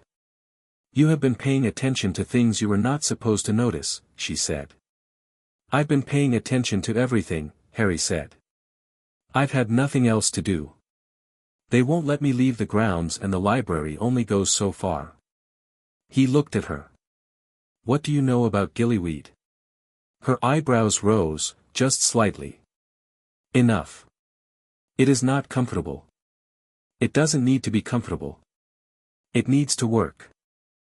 She looked at him for a long moment, and the morning light came through the window and caught her silver hair, and her expression was doing the thing he still found difficult to read, that thing between recognition and resolve, and he thought, not for the first time, but more specifically than before, that Fleur Delacour had come to this tournament expecting to be the most capable person in it and was currently recalibrating, and she was doing it without defensiveness, which was its own kind of impressive. There is a supply in the Beauxbatons medical kit, she said. I will get you some. Thank you. She nodded. Do not thank me yet. Gillyweed is unpleasant, and you will owe me a favor. Name it. She blinked. He could see she had expected negotiation, not immediate agreement. I will think of one, she said, after a moment. Fair enough. The corridor had fully brightened now, morning properly established, and somewhere below them the castle was beginning the sounds of breakfast, distant clatter and voices and the particular acoustic quality of the great hall carrying up through stone. Harry stood up from the window seat and straightened his robes and looked at the people around him, the people he had walked into a classroom with at midnight and walked out of Dumbledore's office with 2 hours ago, and who were still here, still present, not because anything had asked them to be but because they had decided to be. He thought about his mother standing at the window in the dark and not being the thing that broke, and about his father putting his hand on the back of his son's neck with the certainty of someone who knew that weight was a gift. He had that. He had 36 rooms full of it now. He also had a tournament to win, a filing to support, a vault to access, and a Dumbledore who was, for the first time in Harry's memory, slightly unsure of where his pieces were. That last part, Harry thought, was probably the most useful thing that had happened all week. "Breakfast," he said. "And then let's figure out what we actually know about who put my name in the goblet." He walked down the corridor toward the stairs, and behind him he heard Ron say quietly to Hermione, "He's different," and Hermione say back, equally quietly, "He's not different. He's just, finally himself," and the morning opened up ahead of him, cold and wide and full of things that were going to require dealing with, and Harry Potter walked into it without breaking his stride. Chapter 4, What Godfathers Are for Sirius arrived through the fire in the Gryffindor common room at 9:30 on a Tuesday morning, which meant most of the castle was in class and the common room was empty except for Harry, who had sent the letter Sunday and spent Monday being unsurprised that Sirius would find a way faster than any owl could manage. He came through sideways, which was how you moved through Floo when you were a wanted man and the connection you were using was technically borrowed from someone who would rather not know they were lending it.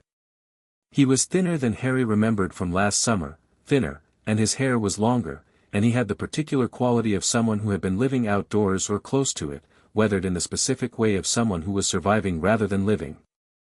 He looked at Harry for about half a second and then crossed the room and pulled him into a hug that was not brief and not gentle and contained in it the specific force of a man who has been living with a version of the worst-case scenario for several months and has just been presented with evidence that it hasn't happened yet.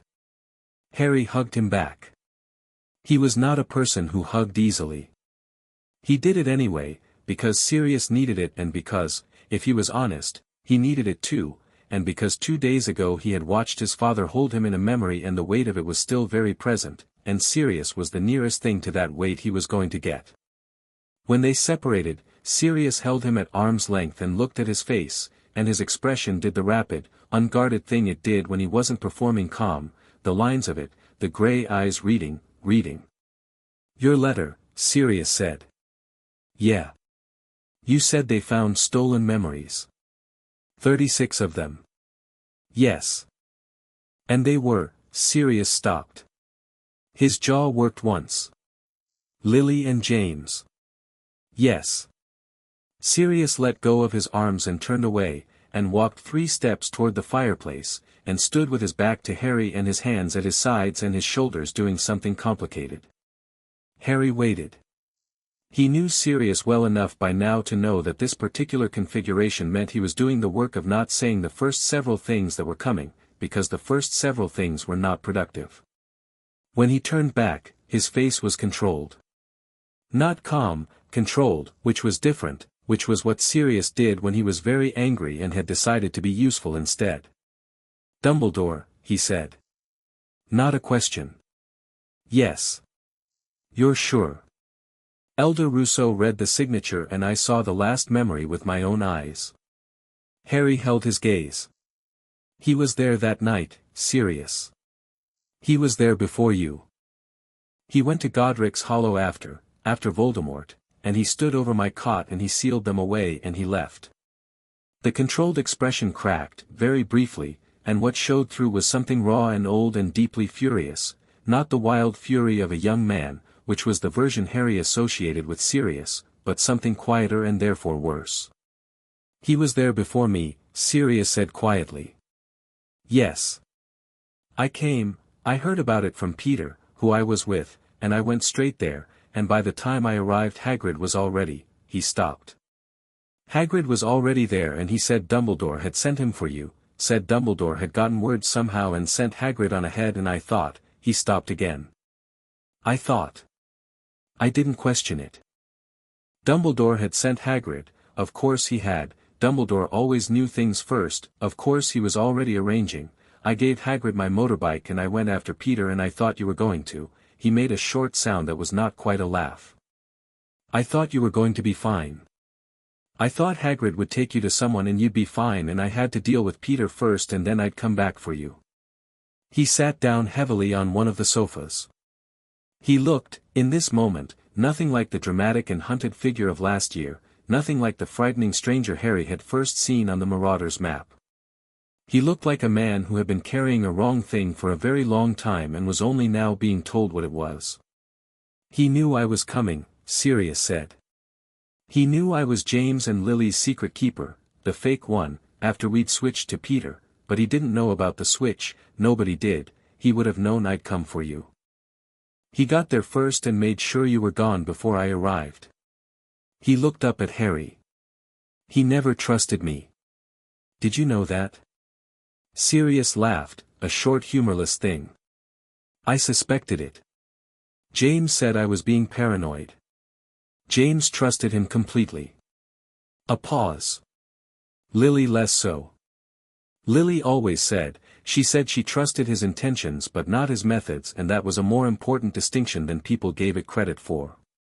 Harry thought about Memory 31, his mother at the window, the cold tea, the fear she was carrying but not being stopped by.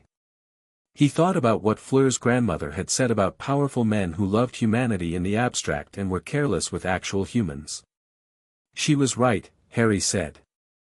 Sirius looked at him for a long moment.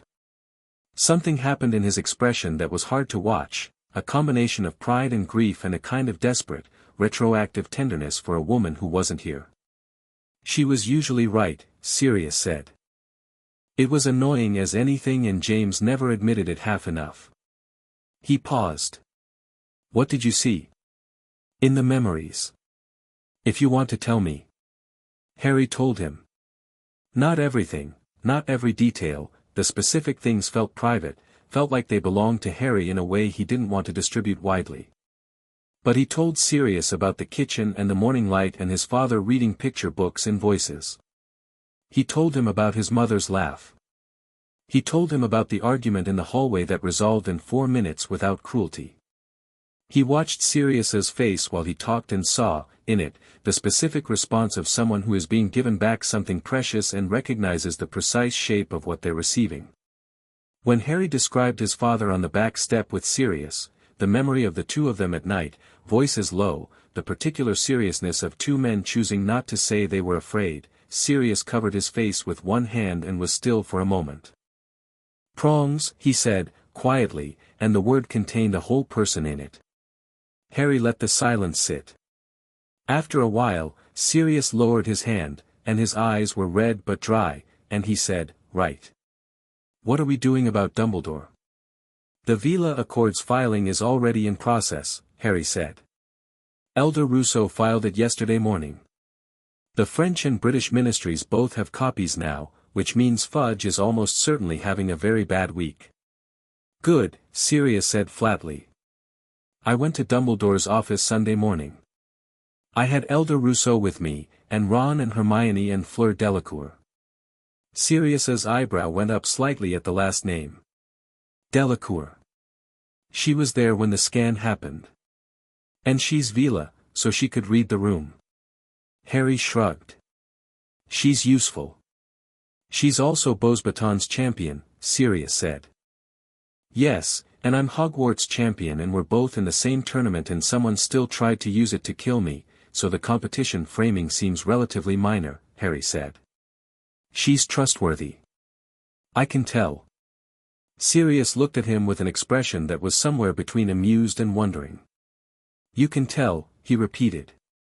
I've had a lot of practice identifying people who aren't what they present as, Harry said. She's exactly what she presents as. It's surprisingly rare. He paused. Dumbledore agreed to 3 things. Full seal removal by Elder Rousseau, access to the full family vault, and he acknowledged what he did. On record, with witnesses. Sirius was very still. He acknowledged it.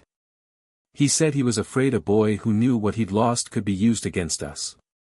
That grief was a lever and he was removing it. Harry paused. He's not entirely wrong about the logic, actually. I've thought about it. Sirius started to say something and Harry held up a hand. I know. The logic being partially sound doesn't make the action defensible. But understanding why he did it is more useful to me than being angry about it without understanding it. Harry looked at him. He also said something I've been turning over. He said a boy who had his parents, specifically, fully, might not be willing to die for the cause. Sirius's expression went somewhere Harry couldn't follow. And what did you say to that? I said I'd make my own decisions about the prophecy with full information. And that I wasn't going to be a piece. Sirius looked at him for a long moment. Then he said, your mother would have liked who you're turning into. Very much. Harry looked at the fire. There wasn't much he could do with that sentence except carry it. There's something else, he said. Sirius, I need to know, what did my parents actually have? In terms of resources, estate, affiliations. What was in the vault beyond the trust account? Sirius straightened. Who told you about the full estate? No one. I figured Dumbledore was managing it because he was managing everything else. Sirius ran a hand through his hair. Your father's family had significant holdings. Old wizarding family, going back 5 centuries. Land holdings, library, significant gold obviously, but also, artifacts, research, your grandfather's collection. Your grandmother had a secondary library that James called terrifying, and your mother called a reasonable starting point. He paused. There was also an ancestral home. Not Godric's Hollow, that was their choice, they moved there for the Fidelius. The Potter family seat is in Wiltshire.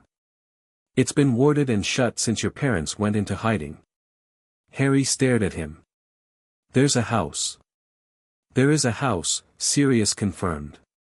Presumably empty, presumably warded to hell and back, presumably containing about a century's worth of accumulated Potter history. He paused. And presumably under somebody's management, because estates don't just sit unmanaged for 13 years. Dumbledore, Harry said. Sirius's jaw set.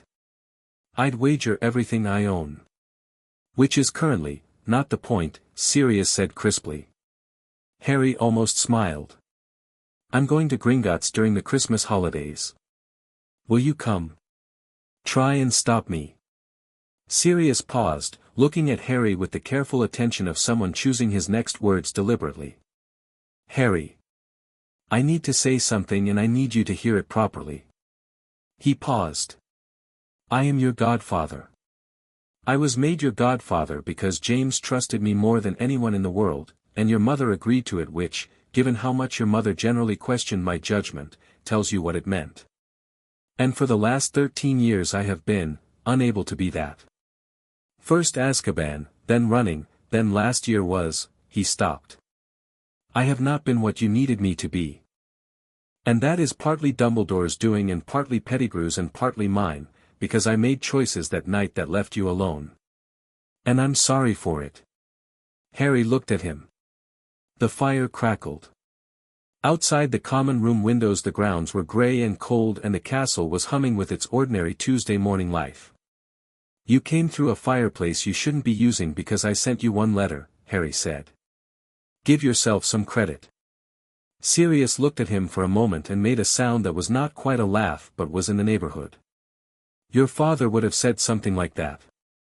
Would he? Almost exactly. Sirius paused.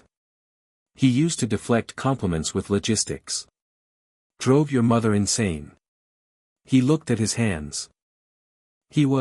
James was the most naturally gifted wizard I've ever known, and the most loyal, and the funniest, and the most infuriating, and he loved you from the moment they told him you were coming with a completeness that was startling even from the outside.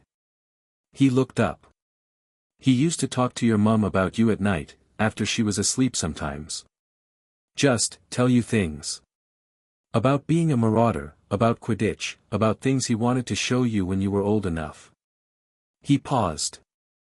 I used to hear it through the walls when I stayed over and I never told him I'd heard, because he'd have been embarrassed and because it seemed private. Harry was looking at him and not looking away. What did he say? Harry asked. He said, Sirius paused, and his voice went careful. He said he wanted you to know that being brave didn't mean not being afraid. That the best version of brave was doing the thing while you were afraid of it, not after you'd gotten rid of the fear, because you never got rid of the fear. The people who said they had were either lying or hadn't met anything worth being afraid of yet. He looked at Harry. He said he wanted you to be happier than he was at school. Which, to be clear, James was extremely happy at school, so the bar was high, Harry said. Extremely high, Sirius agreed, and this time the sound he made was definitely a laugh, brief and genuine, and it was the sound Harry had been waiting for because it told him Sirius had come back from wherever the grief had taken him and was present again. The common room portrait hole swung open at that moment, and Hermione came through followed by Ron, and they both stopped when they saw Sirius, and Hermione said, "Oh," with the tone of someone who had known this was coming and was still having an emotional response to it, and Ron said, "All right, Sirius," in the specific male idiom that packed approximately 17 distinct feelings into 3 syllables. Sirius stood and looked at both of them, and his expression had the quality Harry had seen it get with people he'd decided he trusted, a warmth without performance, direct and without ceremony. Hermione.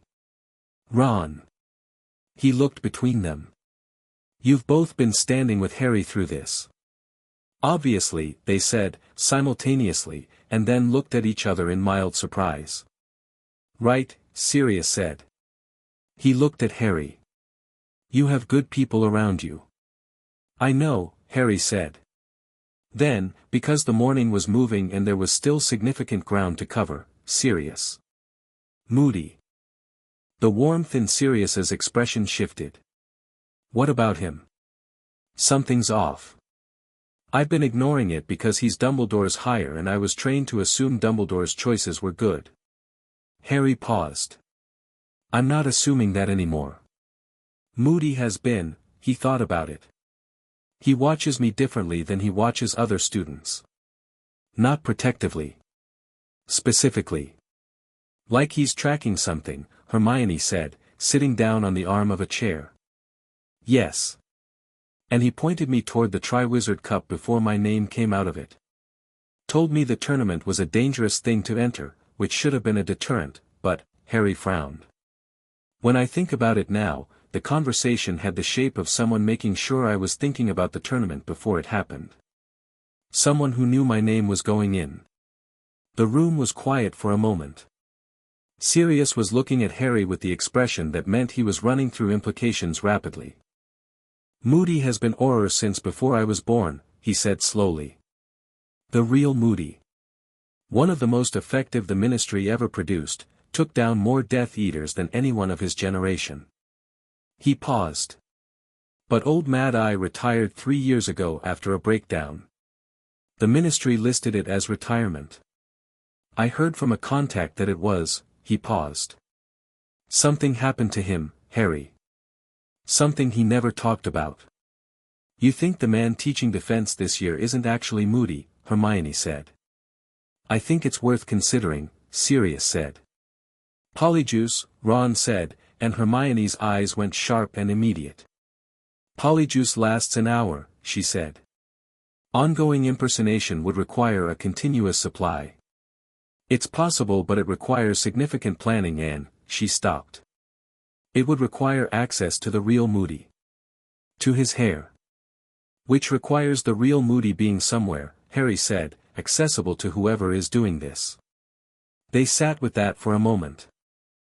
The implications of it opened outward in multiple directions, and Harry let them, mapping the shape of the thing. Someone had put his name in the goblet. Someone wanted him in the tournament. The tournament's final task was the maze, which led, where? He didn't know yet, but he had a feeling the destination was more specific than a trophy. I can't act on it yet, Harry said. Not without more evidence. But I need someone watching Moody. I'll watch him, Sirius said immediately. You're a wanted man. I'm a large black dog who can go wherever he likes, Sirius said. The castle is not exactly hermetically sealed. Crookshanks let me in last year without significant drama. You could stay, Harry said. He hadn't planned to say it. It came out cleanly, without the heaviness of a request, just as a thing that was possible and that he was noting. Sirius looked at him. The expression on his face was the raw one again, briefly, the one that had shown through the controlled surface when Harry had told him about the memories. Harry, there's a passage behind the one-eyed witch. You know it, I know it. There are rooms in the lower castle that haven't been catalogued in the current Hogwarts records. You know this building as well as you know anything. Harry paused. I'm not asking you to fight anyone. I'm asking you to be close enough to be reached. Sirius looked at him for a long moment. Then he said, You've been alone in this building since you were 11. Yes. And last year when I was, nearby, in the Shrieking Shack sometimes, in Hogsmeade, I slept better, Harry said. Simply. Sirius closed his eyes for a moment. When he opened them the control was back, but underneath it the thing that was real was also back, the very direct and uncomplicated love of someone who had been doing the job badly and intended to do it better. All right, he said. I'll stay close. Harry nodded. The thing he felt that was not quite relief because it had too much weight to it, too much of what should have been and wasn't for too long. He filed it next to Memory 19, his mother singing, her hand in his hair, the small stars on the ceiling moving slowly. Hermione had been quiet for a moment. She spoke now, and her voice had the specific quality that meant she had been organizing while the emotional work was happening and was now ready to report. The vault first, she said. Gringotts during the holiday. That's the immediate priority because whatever's in it, knowledge, resources, legal documentation about Harry's estate management, will tell us what other moves we have. She looked at Harry. The Potter family seat in Wiltshire, do you know what wards are on it? No, Harry said. Blood wards, almost certainly, Sirius said. The kind that respond to the Potter bloodline. Harry would be able to pass them. Possibly only Harry, now that his parents are, he paused. The house would have been sealed to outside entry, but Harry as heir, it would open for me, Harry said. Yes. That's for after the vault, Harry said. One thing at a time. He looked around the room. At Sirius, who was present and real and had the quality of someone who had decided where he was standing and would require significant force to move. At Ron and Hermione, who had been through the last 3 days with him without flinching from the things that should have made them flinch. At the fire, and the common room that had been the nearest thing to a home he'd had, and the feeling in his chest that was his mother's magic, warm and old and completely certain. There's something I need to do this afternoon, he said. Something I've been putting off because I wasn't sure how to approach it. What? Ron said. Moody's classroom. When he's not in it. Harry paused. There's a storage cabinet in the back left corner that he keeps warded. I noticed it the first week of term because the ward on it is, wrong. Too careful for classroom storage. Hermione looked at him. Harry, if Moody is not who he says he is, then what's in the cabinet is important, Harry said. And if he is who he says he is, there's still something in there that shouldn't be warded that carefully in a teaching environment. He paused. I'm not going in blind. I've been watching the ward structure for 2 months. I know how it's built. Ron was looking at him with the specific expression of someone recalibrating steadily. When did you? 2 months. You've been looking at Moody's classroom ward for 2 months and you're only telling us now. I wasn't sure it was relevant until Sunday, Harry said. Sirius was watching him with the expression Harry associated with moments when Sirius was seeing James in something Harry did. It was not a sad expression. It was precise and fond and held a kind of quiet gladness in it. You'll need a distraction, Sirius said. Something that keeps Moody occupied for at least 20 minutes.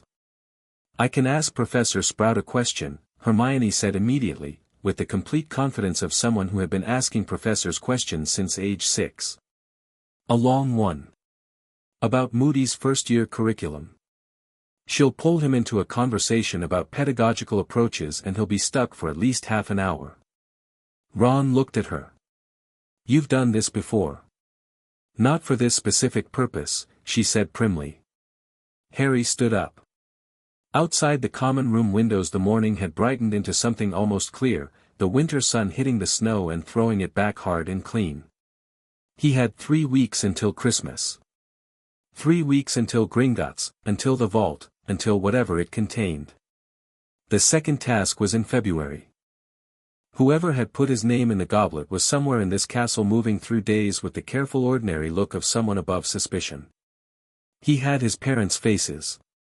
He had a godfather in a fireplace who was going to stay close. He had Elder Rousseau's formal filing moving through channels that Fudge couldn't stop without making it worse. He had 36 rooms full of people who had loved him specifically and who had been worth loving back. He was not, he thought, the same person who had stood at the entrance to the Great Hall 3 days ago in borrowed green dress robes, vaguely miserable, waiting for a night he had no investment in to be over. He wasn't sure precisely what he was now. But the emptiness was gone, replaced by something that was heavy and real and entirely his, and the difference between being empty and being weighted was the difference between being blown around and being able to push. Right, he said. Hermione, go find Sprout. Ron, I need you to keep an eye on the defense corridor from the window of the Charms classroom, it has a direct line of sight to Moody's door. He paused. Sirius, you should probably go back through the fire before someone comes in and finds a wanted man in the Gryffindor common room. I should, yes, Sirius agreed, and stood, and looked at Harry one more time with that expression. Harry. Whatever you find in that cabinet, come find me before you act on it. Come find me first. I will, Harry said. Sirius crossed to the fire. He paused with one hand on the mantel and looked back over his shoulder. He used to say, your dad, he used to say that the best plans were the ones where everyone knew their part and trusted everyone else to play it. He paused. He was talking about Quidditch, mostly. But it applied. He stepped into the fire and was gone. Harry looked at the space where he'd been for a moment. Then he looked at Ron and Hermione, who were looking back at him with the specific readiness of people who have decided. He thought about 35 rooms full of his parents being real and specific and full of a daily ordinary life that had been taken twice, and he thought about a man in half-moon glasses deciding for a 15-month-old child what they were allowed to know about being loved. He thought about the way his father had said morning, trouble on the last morning, easy and ordinary, not knowing. Harry picked up his wand from the side table where he'd set it, and the weight of it in his hand was the same weight it had always been, but his grip on it was different, not looser, not harder, but more deliberate. More specifically intentional. Let's go, he said. They went. Chapter 5, The Second Task, Unmanaged. What Harry found in Moody's cabinet was a man. Not literally, not a person stuffed in a box, not yet, though it would turn out later that was closer to the truth than anyone wanted. What he found was a trunk, 7-locked, with the kind of layered ward structure that you only built if you needed something both inaccessible and close. The outermost ward was standard classroom grade, exactly the kind of thing that would read as ordinary to a routine scan. The second was more serious. The third was the kind of thing Harry associated with the restricted section of the library, where the books bit. He stood in front of it for about 30 seconds, reading the structure the way Elder Rousseau had read his aura, following the logic of the layering, and then he did something he had not known he could do until approximately 72 hours ago when he had stopped performing at the level people expected and started operating at the level he apparently actually was. He unpicked the wards from the outside in, the way you unpick a knot by finding the loose end, and they came apart without resistance, which told him something important. They had been built by someone who did not expect anyone to be able to read them, which meant they hadn't been built defensively. They had been built for concealment, not protection. There is a difference and it matters. The trunk opened on the 7th lock, and inside was a man's personal history rendered in objects. A collection of dark artifacts catalogued in a leather journal with handwriting Harry didn't recognize. 3 photographs, one of Voldemort, one of a graveyard Harry couldn't identify, one of the Triwizard Cup, connected by lines of red ink that were not quite still.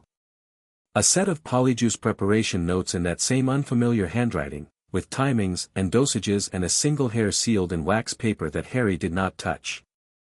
And at the bottom, under a false panel he found by pressing each corner in sequence, a map. Not the Marauder's map.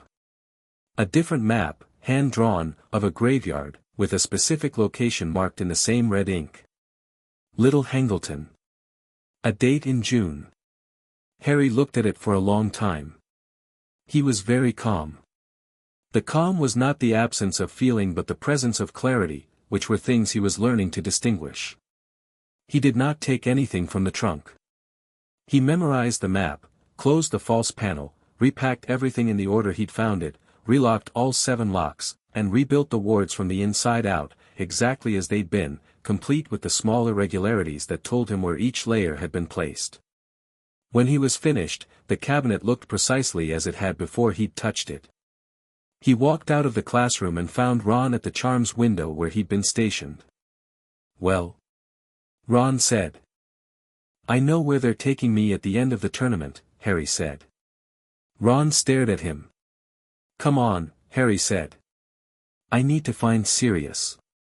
3 days later, Dumbledore removed the seal remnant from Harry's aura.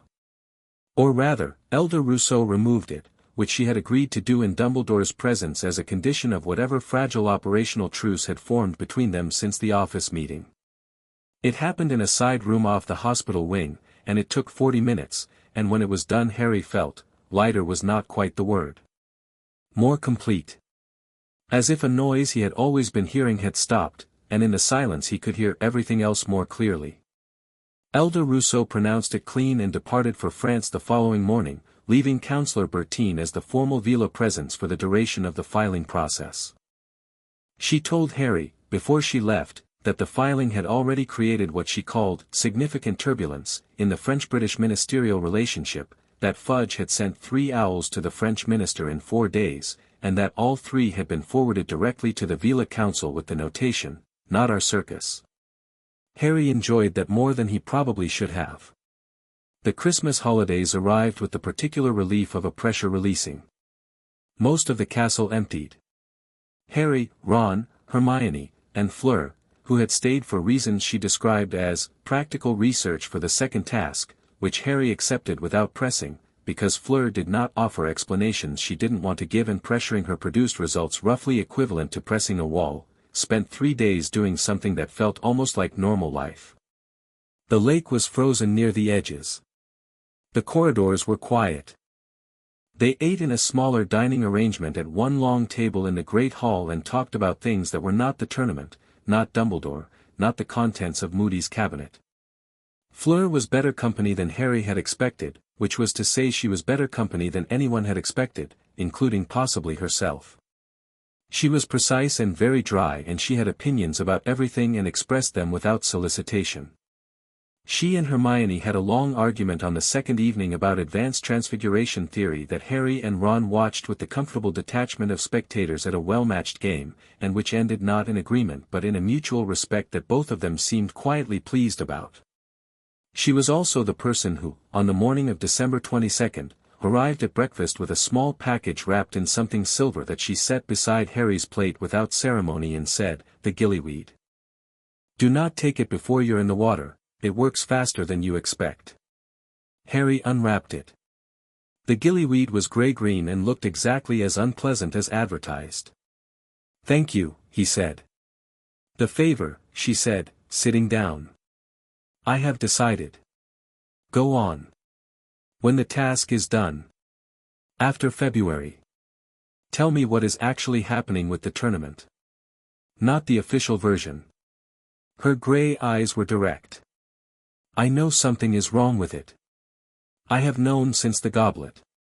Cedric Diggory is smart and skilled, but he did not put his own name in that cup. Someone put it in for him, just as someone put yours in, because they needed 4 champions for something. Not just one. She paused. I want to know what it is. Harry looked at her. You're worried about Diggory. I am worried about all of us, she said precisely. You should be, Harry said. And yes. After February, I'll tell you everything. She nodded once, picked up her cup, and said nothing else about it, which Harry found straightforwardly admirable. Gringotts on December 23 was its own experience. Sirius came as a dog, Padfoot, large and dark and apparently extremely compelling to the witches and wizards in Diagon Alley who stopped to admire what they assumed was someone's extremely handsome pet.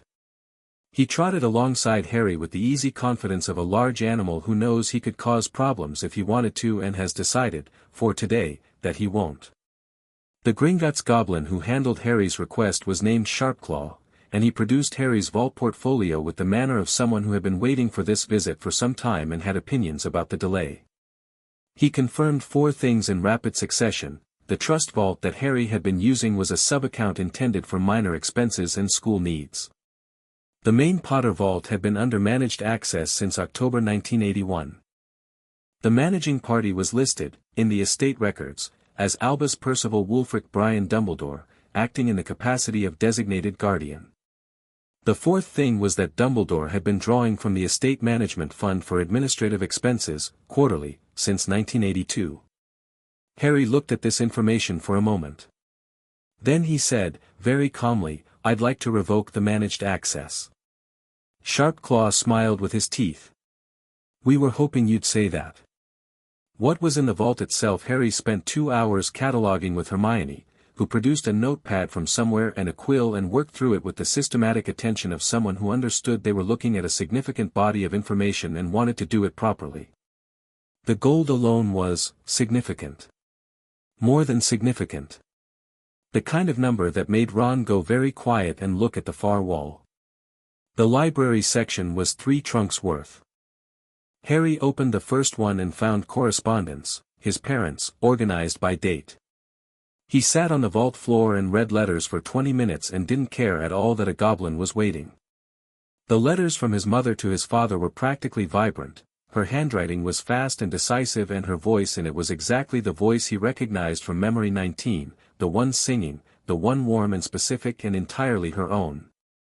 His father wrote back in larger looser letters that went sideways across the page and often ran out of room in the margins. He took all 3 trunks.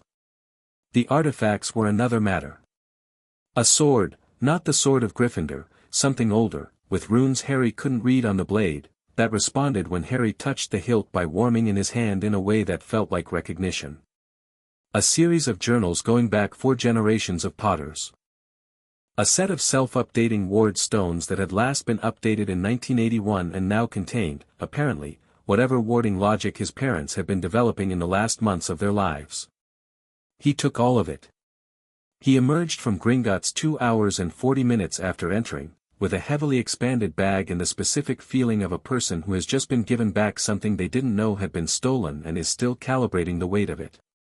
Padfoot fell into step beside him on the steps, and Harry reached down briefly and put a hand on the dog's head, and the dog leaned into it with the easy unguarded affection of someone for whom this kind of contact was entirely natural, and they walked down Diagon Alley in the winter afternoon light without speaking, because they didn't need to. January was preparation. Harry read his father's journals first. James Potter had been, as it turned out, a significantly more methodical thinker than his public reputation suggested, or the reputation that had filtered down to Harry, shaped by other people's need to make James Potter a specific kind of story. The journals were full of research notes, magical theory worked out in detail, observations about spellwork and its application, and interspersed throughout all of it was a daily life, specific and ordinary, that Harry absorbed the way dry ground absorbs rain. He also started practicing without holding back. This was the most immediately noticeable change to anyone who shared a class with him. In Charms, Flitwick called on him for a class demonstration on the 3rd week of January and Harry performed a charm that was not on the 4th-year curriculum, that was technically on the 7th-year curriculum, and that he had taught himself from one of his father's journals in a weekend because the underlying theory was interesting. Flitwick went slightly pink with the specific excitement of a teacher who has encountered something that requires him to recalibrate. In defense, Moody, who was not Moody, watched Harry in class with the attention Harry had noted since September, and Harry watched Moody, who was not Moody, right back, now with the knowledge of what was in the cabinet, and the mirror of it. Two people in a classroom pretending they didn't know what the other one knew, was interesting in a way Harry found useful to sit inside. Hermione pulled Harry aside after the defense class in the third week of January and said, "He knows you've been in the cabinet." Harry looked at her. "How?" "The ward you rebuilt, you said you rebuilt it exactly, but he put a tell in it. A small irregularity in the third layer that registers if the ward is rebuilt. I noticed him check it today during class." She paused. "I don't think he's certain. The rebuild was good enough that he's not sure. But he's suspicious." "Then we need him to become unsuspicious," Harry said. "Or we need to be further along than him before he acts." "The task is February 24th, Hermione said. "Whatever he's planning, it'll happen at the task. He needs you in the maze." "Yes," Harry said. "He does." He paused. "Which means I need to survive the lake." February arrived, and with it the kind of cold that had the whole castle running hot water spells on their windowsills in the morning. The lake was steel gray and wholly opaque and sat at the bottom of the grounds like a held breath. Harry walked its perimeter 3 times in the second week of February, alone, in the early morning before anyone was up, feeling the magic of it, the depth and the cold and the particular quality of something vast and unhuman waiting beneath the surface. He was not afraid of the lake. He had been in worse places than a cold lake. He had faced a basilisk at 12 and a dementor at 13, and the thing about genuine terror, the kind that lives in small cupboards with the lock on the outside and the kind that walks toward you as a 100-foot snake in an underground chamber, is that it recalibrates your threshold. A cold lake with mere people was a problem to be solved, not a thing to be survived.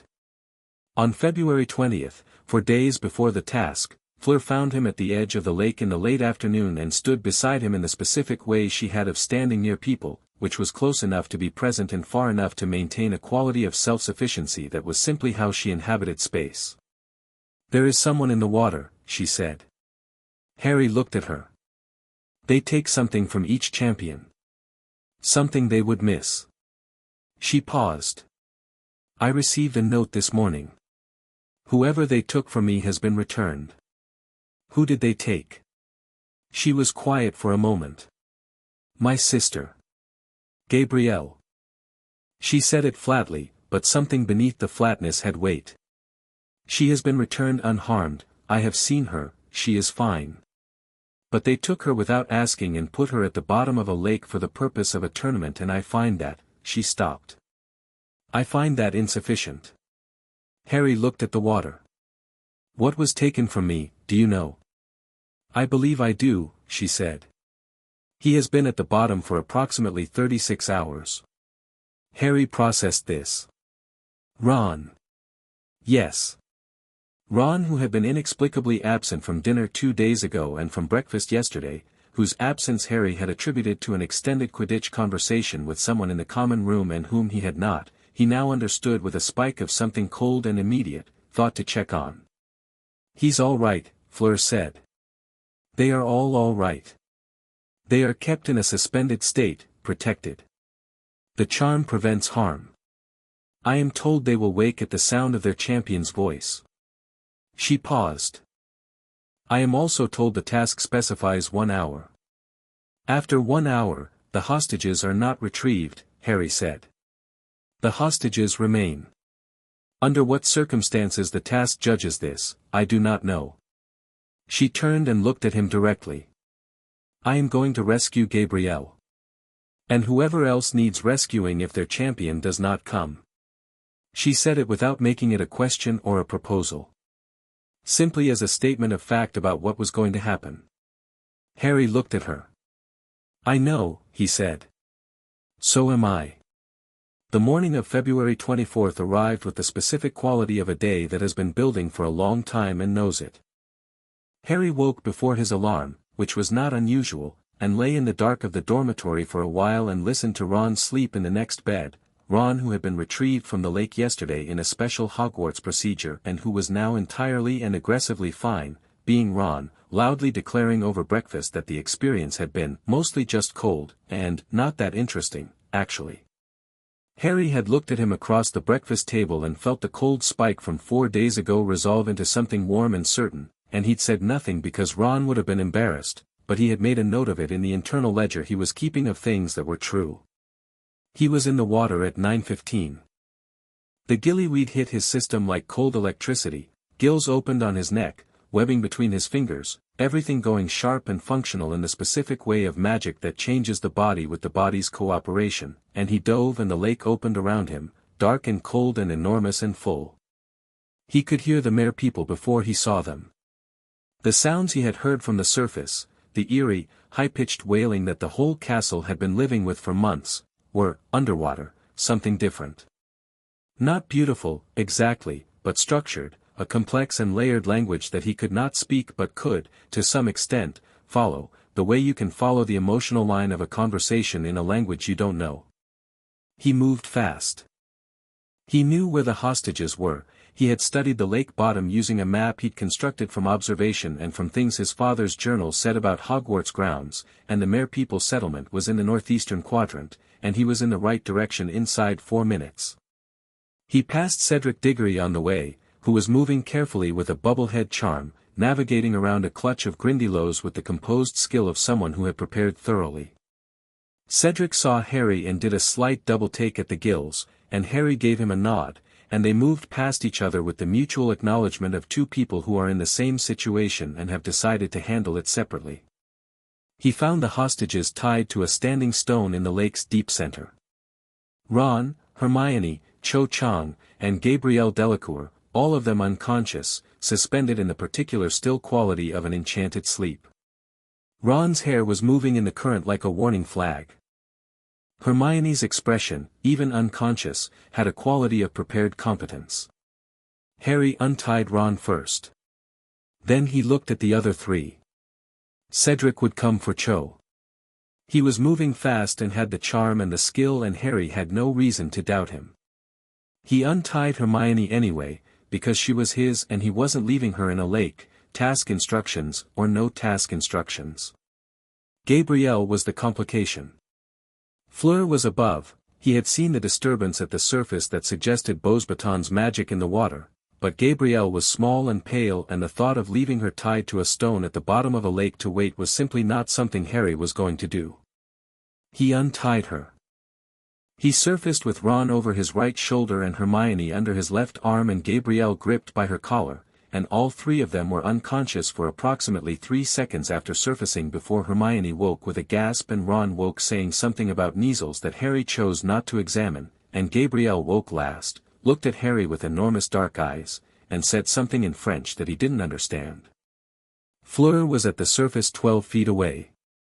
She had made it most of the way before something had slowed her. Harry saw the gash on her left forearm, Grindylow, dealt with but not without cost, and she swam to them and she looked at her sister with an expression that Harry stored away as private, because it was the face of someone whose composure had fully come down and he didn't feel entitled to examine it. She said something to Gabrielle in rapid French. Gabrielle answered. Fleur looked at Harry. "You brought her up yourself," she said. "You had already retrieved your own." "Yes," Harry said. He was treading water. The gillyweed was still active, gills and all, which made the surface uncomfortable. "You were slowed by Grindylows," she said, and her voice had something in it he hadn't heard from her before. "Yes, I saw. Are you all right?" She looked at him for a moment. "Yes," she said. And then, which he had not expected, "Thank you." "You were going to get here," Harry said. "I just got here first." She held his gaze for a moment, and the expression was back, the one he'd been cataloging since the Yule Ball, the one between recognition and resolve, except now it was clearer, and he could read it properly, and what it was, he realized, was someone who had started from a position of expecting to be impressed by nothing and was updating that position in real time, with full intellectual honesty, without either fighting it or making more of it than it was. He respected that. They swam to shore. The crowd on the bank was significantly more animated than usual, which Harry attributed to the combination of gillyweed and 3 hostages, and the judges' table was doing what judges' tables do when something unexpected happens inside a competition's rule set, a great deal of rapid conferring with quills. Harry got out of the water and sat on the bank and waited for the gillyweed to wear off, which it did over about 2 minutes, the gills closing and the webbing receding and the cold lake water coming fully into sensation now that he was back to a standard configuration. Dumbledore was looking at him from the judges' table. The look was not the evaluating one from the Great Hall and not the careful sadness one from the office. It was something Harry didn't have a previous reference for, the look of someone watching a plan deviate and trying to determine in real time whether the deviation is recoverable. Harry looked back at him steadily. Ludo Bagman was already talking into his magically amplified voice with the specific enthusiasm of a man who is turning a complicated thing into a simple narrative because simple narratives are what crowds want. He was saying something about courage and excellence and the Triwizard spirit, and the crowd was responding accordingly, and Harry sat on the bank in his wet robes and looked at the judges' table and waited. There was someone at the judges' table he didn't recognize. A man in robes that were not Hogwarts, not Beauxbatons, not Durmstrang, dark green, official, with a ministry badge that Harry could read from this distance only because he had been making a point of reading things people assumed he couldn't read from this distance. Department of Magical Law Enforcement. Sub-Office.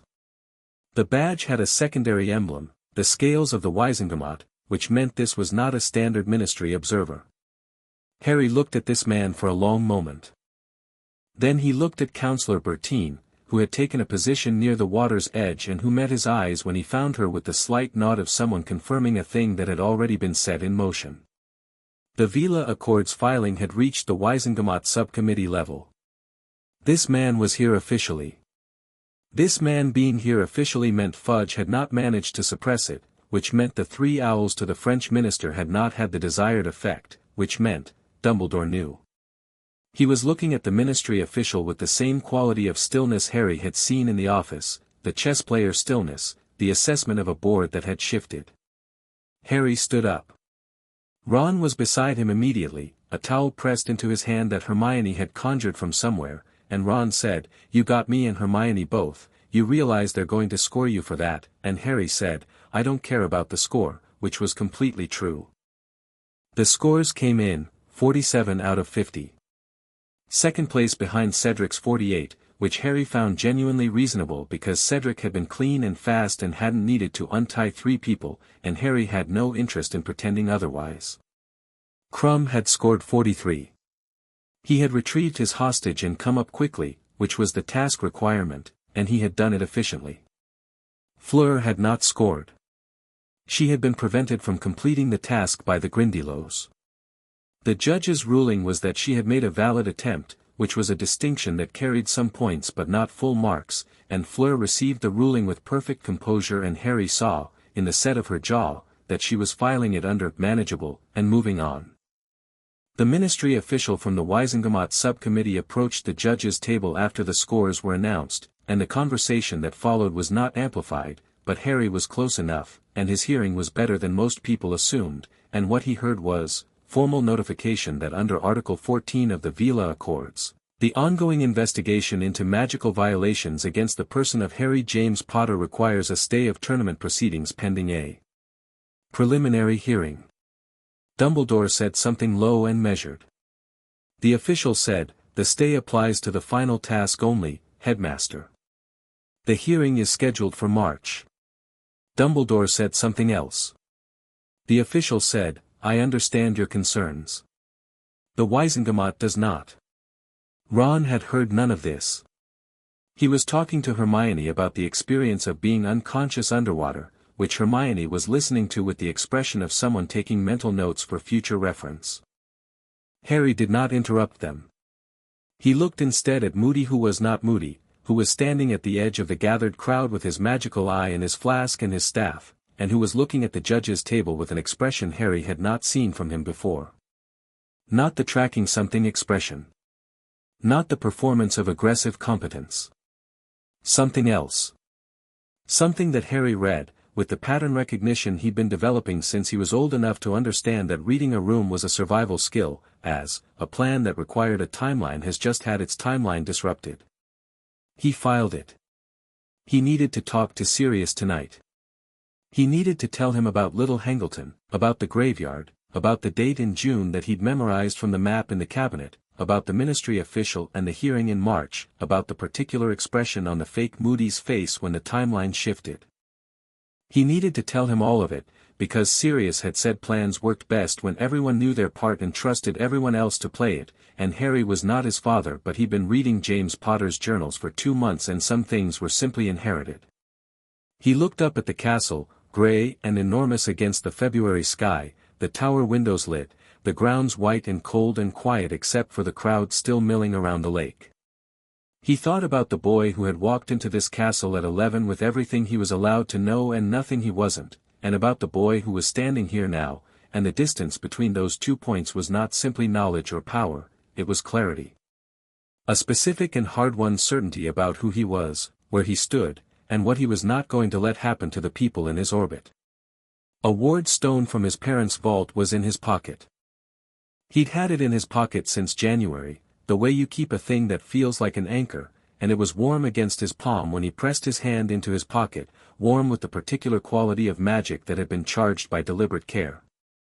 He thought about his mother at the window, not being the thing that broke. He thought about his father saying morning, trouble to a baby who didn't know it was the last morning. He thought about 36 rooms, open now, full of light. Harry. Hermione's voice, quiet and close.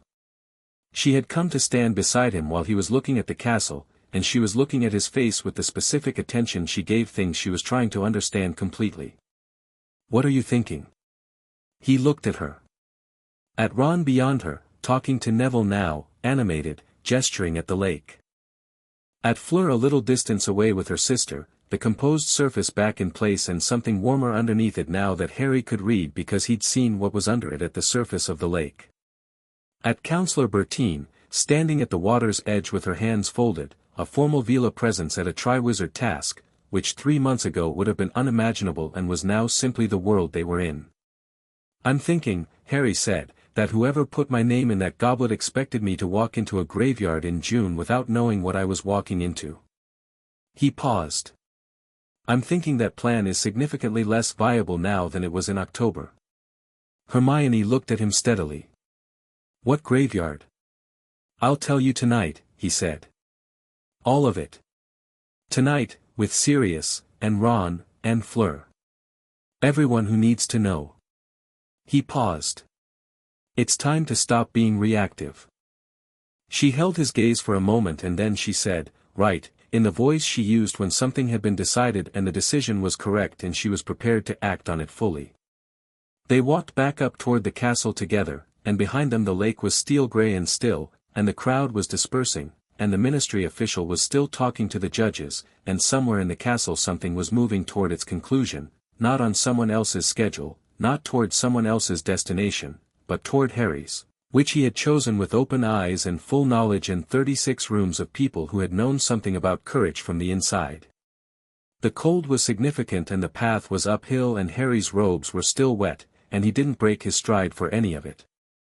Chapter 6, The Shape of Free Men. The hearing was on a Thursday in March, which meant Harry missed Transfiguration and double potions, which was the first genuinely good thing about the entire business. The second good thing was that he had been preparing for it since January. He traveled to London by Portkey, a ministry-arranged thing, a chipped teacup that Councillor Bertine handed him at 7 in the morning in the entrance hall with the manner of someone who had done this many times and found the ceremony of it neither impressive nor burdensome. Hermione came. Sirius came as himself, which was either very brave or very calculated or both, wearing robes he had retrieved from somewhere and his hair pulled back, and he walked into the Ministry of Magic for the first time in 13 years with the quality of someone who had decided that the specific physics of his situation were not going to make him small. Nobody stopped him at the entrance. Harry watched 2 ministry witches clock Sirius, recognize him, look at the subcommittee official who was escorting them, and make the collective decision not to be the person who made this complicated. Sirius noticed this and said nothing, which Harry read as the particular self-possession of a man who had decided long ago that he only had a limited supply of reaction available and was saving it for things that mattered. Fleur was there. This had been Harry's decision and Dumbledore's single significant objection, that a Beauxbatons champion had no standing at a Wisengamot hearing, and Councillor Bertin had dismantled that objection in approximately 4 sentences by citing Article 19 of the Accords, which provided that any Veela individual who had been present at the initial discovery had standing as a material witness. Since Fleur had been standing on the dance floor of the Great Hall when Elder Rousseau's scan hit Harry's aura, she was a material witness, and her standing was not a matter of Dumbledore's discretion. He had accepted this with grace, which Harry was learning to read as something more careful than graciousness. The hearing room was smaller than Harry had expected. He had imagined the full Wisengamot chamber, the tiered seats, the chains. He'd read about the chains in his father's journals. James had attended a hearing at 15 for a minor underage magic incident and had described the chains in some detail, equal parts outraged and fascinated. This room was a side chamber, plain stone, a long table at one end with 5 members of the subcommittee seated behind it, and chairs on the opposite side. A recording quill hovered in the corner. A Veela witness stone, milky white, the size of a fist, sat in the center of the table. The subcommittee chair was a small witch named Griselda Marchbanks, who Harry recognized from somewhere and then placed as the examiner who administered OWLS. She was ancient and sharp-eyed and had the quality of someone who had been moderating things for long enough to have no patience for performances. Dumbledore was already seated at the far left of the room, to the side, which was the position of someone who had been allocated attending party status rather than primary party status. He had accepted this arrangement too. Harry caught his eye when he entered and Dumbledore looked back at him with that expression he'd been refining since the office meeting, something that had given up pretending not to see Harry clearly, which was its own kind of change. Cornelius Fudge was not present. Harry had expected him to be and had prepared for it, and the absence registered. He filed it under, Fudge has decided this is not the hill, which means he's preparing a different one. Griselda Marchbanks introduced the subcommittee members, stated the terms of the hearing, formal record, Accords jurisdiction, Elder Rousseau's filed findings as exhibit primary, and then looked at Harry with the direct attention of a woman who had examined thousands of students and had a very accurate read on which ones were telling the truth. "Mr. Potter," she said. "In your own words. Start from the beginning." Harry started from the beginning. He was precise. He had practiced this with Hermione, who had made him do it twice, and with Sirius, who had made him do it once and then said, "That's good, don't over-rehearse it, let it be true," which was the better advice. He told them about the scan, about the sensation of the seal opening, about Elder Rousseau's findings. He described the 36 memories, not all of them, not the private ones, not memory 19 or memory 35, those were his, but their general character, their content, the specific evidence they contained that they were his parents and that the suppression had been deliberate and skilled. He described the last memory in full. Dumbledore at the foot of his cot. The wand. The careful touch on his forehead. "I am sorry for this." He did not say these things with anger, which was a choice he had made the night before. Anger was true but it was also distracting, and he wanted this room to hear the facts with the facts' own weight, which was sufficient. When he finished, Marchbanks looked at him for a moment and then said, "Thank you," and meant it in the specific way she meant things, which was completely and without ceremony. Councillor Bertin presented Elder Rousseau's formal findings, which ran to 17 pages and contained the kind of precise magical analysis that made Hermione, sitting beside Harry, lean forward with the expression she got around exceptionally good scholarship. Then they asked Fleur. Fleur gave her account in English for the record, translated occasional technical terms into French for precision, and described what she had experienced through the Veela collective reading when Elder Rousseau's scan had touched Harry's aura. She said, and Harry had not known she was going to say this, she had not discussed it with him beforehand, that what she had felt was the specific sensation of someone screaming without sound, at a register too low to hear but too present to ignore, and that she had known immediately that what the scan was finding was not a natural absence but a violent one. The room was very quiet when she finished. One of the subcommittee members, a heavy-set wizard with reading glasses on a chain, said, "Miss Delacour, you describe a violent sensation. Would you characterize the act itself, as you experienced it through the Veela reading, as deliberate or accidental?" "Deliberate," Fleur said. "Without question." "And the skill of the practitioner?" She held the question for a moment, which was not uncertainty but precision. Fleur did not answer until she had the right words. "Extraordinary," she said. "Someone with less skill would have left damage. Whoever did this was careful. They did not want to hurt him. They simply did not consider whether what they wanted mattered more than what he was owed." Marchbanks looked at Dumbledore. Dumbledore had been listening with the composed attentiveness of a man who had sat in many difficult rooms and knew how to be present in them without being visibly damaged by them. When Marchbanks looked at him, he met her gaze with the dignity of someone who has decided that dignity is what he has left and he is going to keep it. "Headmaster Dumbledore," Marchbanks said. "You have been given the opportunity to address the subcommittee. Do you wish to do so now?" "Yes," Dumbledore said. He spoke for perhaps 12 minutes. Harry listened with full attention, because what Dumbledore said in this room, under these conditions, was the closest thing to unmanaged truth he was likely to get, and it was worth hearing. Dumbledore confirmed the facts, confirmed his presence at Godric's Hollow, confirmed the suppression, confirmed the estate management, confirmed the seal. He did not deny any of it. What he offered instead was the logic, the risk of grief being weaponized, the vulnerability of a child who understood loss specifically, the necessity of a particular psychological architecture in someone whose role in a larger conflict was predetermined. He said it clearly and without apology, and Harry appreciated the absence of apology because apology would have been another kind of management.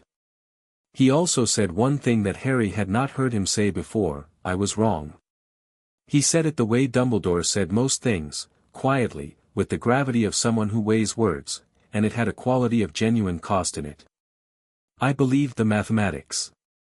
I built the equation carefully and I checked it for decades and I was wrong. Not about the threat.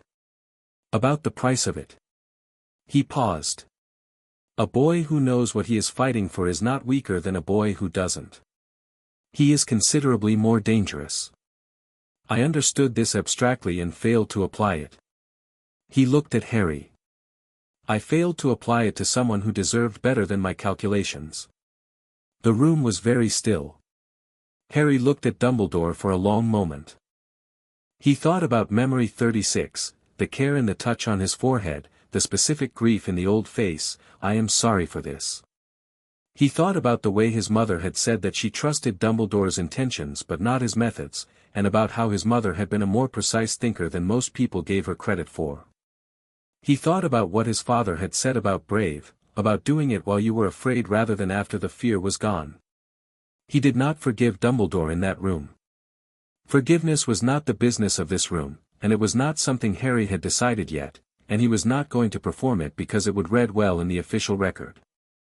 But he held the acknowledgement, received it, filed it in the place where it actually belonged, and moved on. Marchbanks asked 3 more questions, the subcommittee conferred for 9 minutes, and the ruling came in 2 parts. The first part, formal finding of violation under Article 14 of the Veela Accords. Deliberate, skilled suppression of the magical memories of a minor, performed without consent, maintained without disclosure. Significant breach. The minimum remedy under the Accords was full restitution of access, already accomplished by Elder Rousseau's seal removal, and a formal apology entered into the Wisengamot record. The maximum remedy was criminal referral and trial. Marchbanks looked at Harry. "Mr. Potter. The Accords give the injured party significant latitude in the matter of remedy. What do you want?" Harry had thought about this for a long time. He had thought about it in the February nights reading his father's journals, and in the mornings walking the lake perimeter, and in the week after the second task when the dust had settled enough to think clearly. He had thought about it sitting with Sirius in the Gryffindor common room fire lit at midnight, talking about James, and he had thought about it reading his mother's letters, her fast handwriting going sideways off the edges of pages. "I want the record," he said. Everything in this hearing on public record. Not sealed, not restricted, public. I want people to be able to read what was done. He paused. And I want Dumbledore to continue as headmaster of Hogwarts. That surprised the room. He could feel it.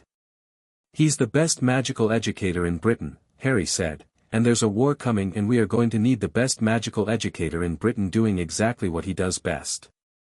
He paused. But I want him to do it without managing me.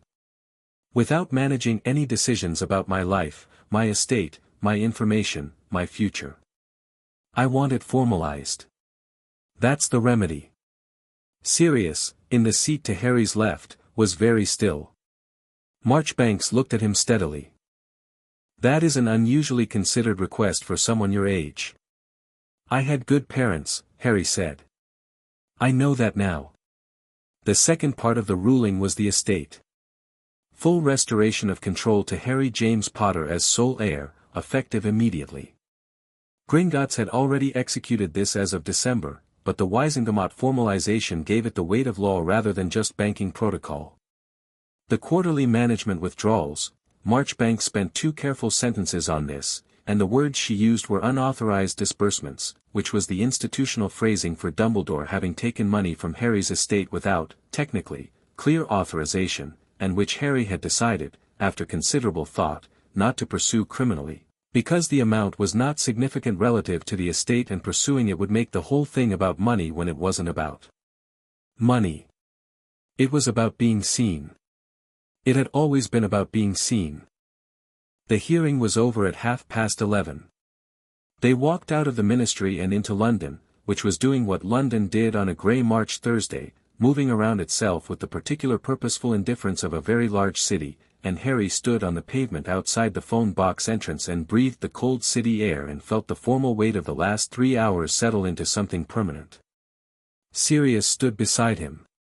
He was quiet for a moment, looking at the street, and then he said, "Your mother used to say that the hardest kind of right was the kind where you gave something back to the person who'd taken from you, because it meant the taking had made you generous instead of small." He paused.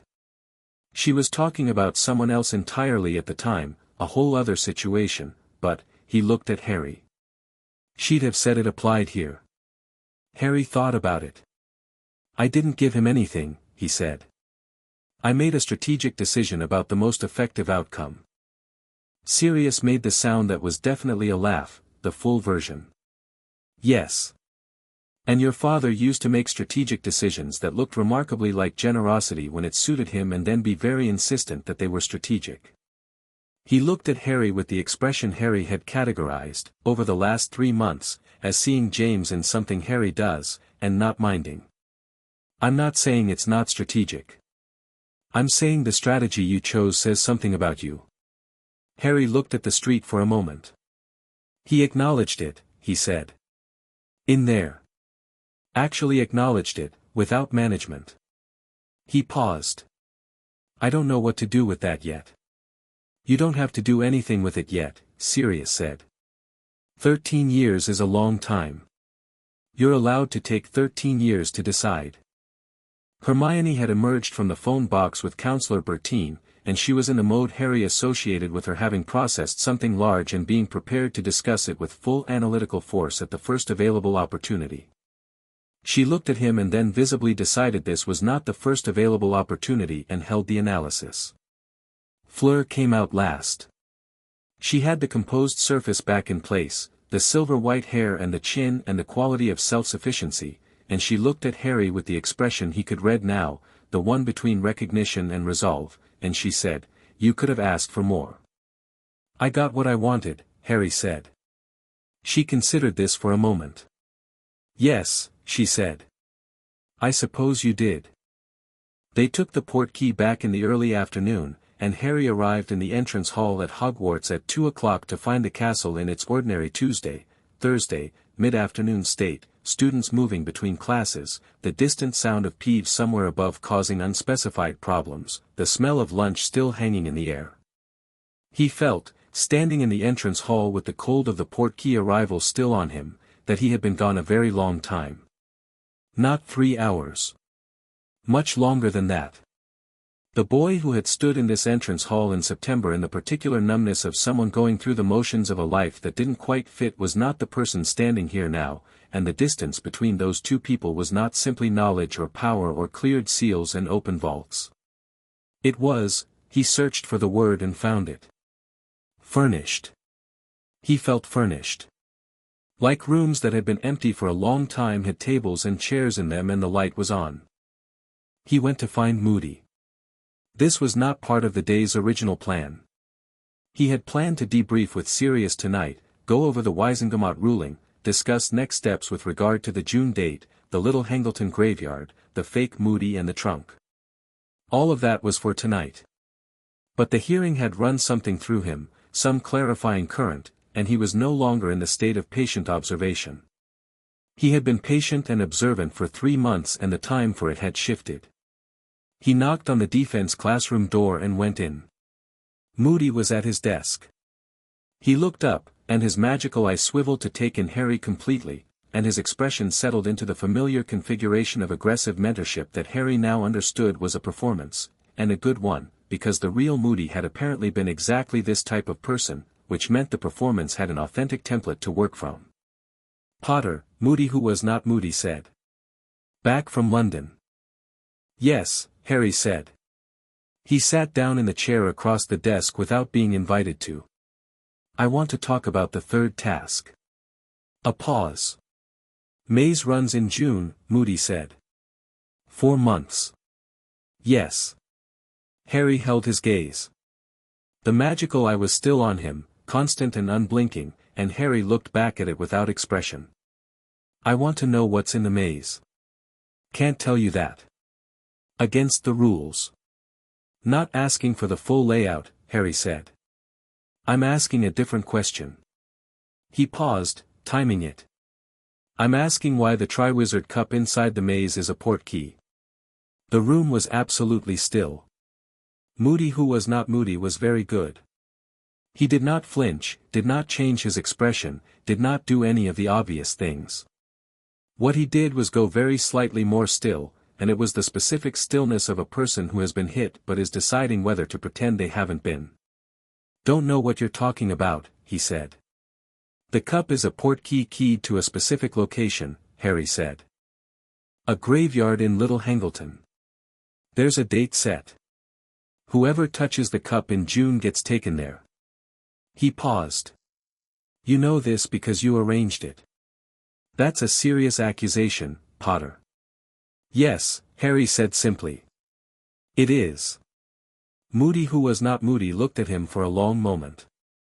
The magical eye had stopped moving. Both eyes, the real one and the blue one, were on Harry, and Harry sat in the chair and returned the attention with the total ease of someone who has stopped being afraid of the person looking at them. You've been watching me, Moody who was not Moody said. Since October, Harry said. The ward on your cabinet was how I confirmed it. You put a tell in the rebuild. He paused. You were good enough at it that I almost didn't catch it. Who taught you ward construction?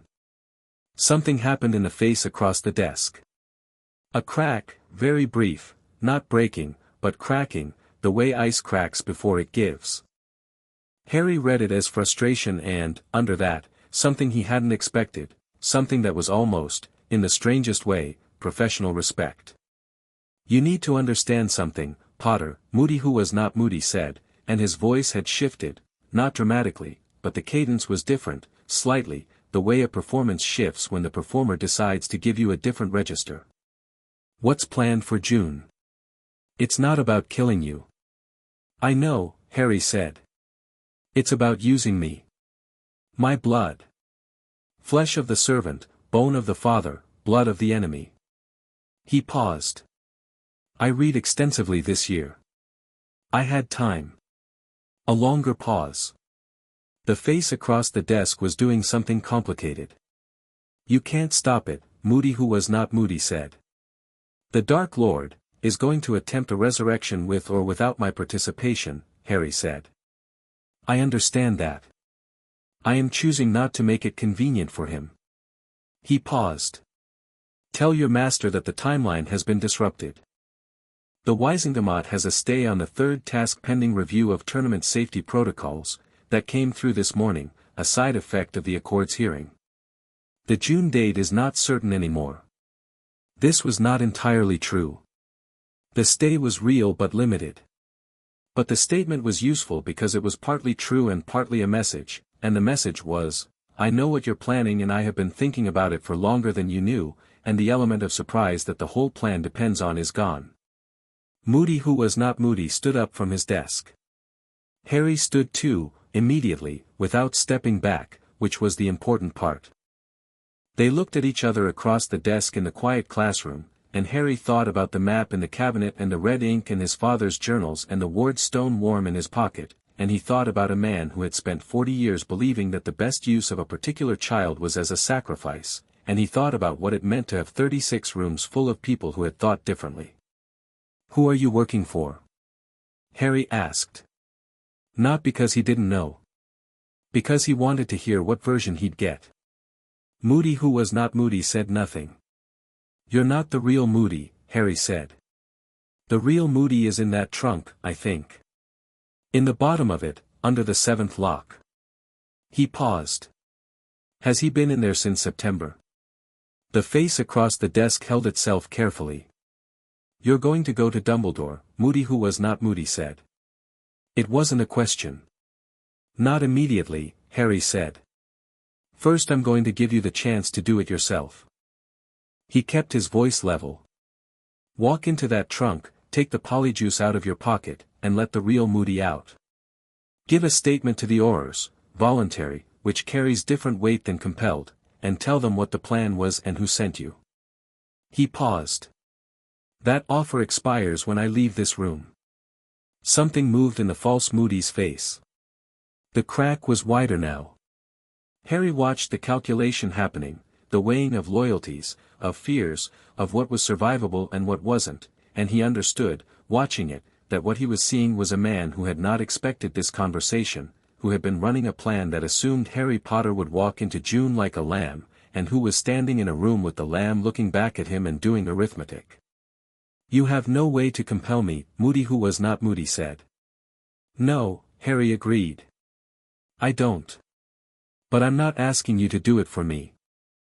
I'm asking you to do it because whoever you are under that face, you're a person, and you've been in a room with a child for 6 months running him toward a killing, and I think some part of you knows what that makes you. He paused. I think you'd like it to make you something else, if there's still time. The room was very quiet. Moody, who was not Moody, looked at Harry for a long time. Harry did not look away. Then he reached into his robes and set his flask on the desk. He said, very quietly, there's a compartment in the trunk. You'll need Alohomora and then a blood key, any blood. It was set up hastily. He's been kept unconscious. He'll need Pomfrey. He paused. My name is Bartemius Crouch Jr. I have been dead, officially, for 9 years. He paused again, and his voice had something in it that Harry had not expected from a Death Eater, something that was not quite broken but had been broken and had grown back wrong.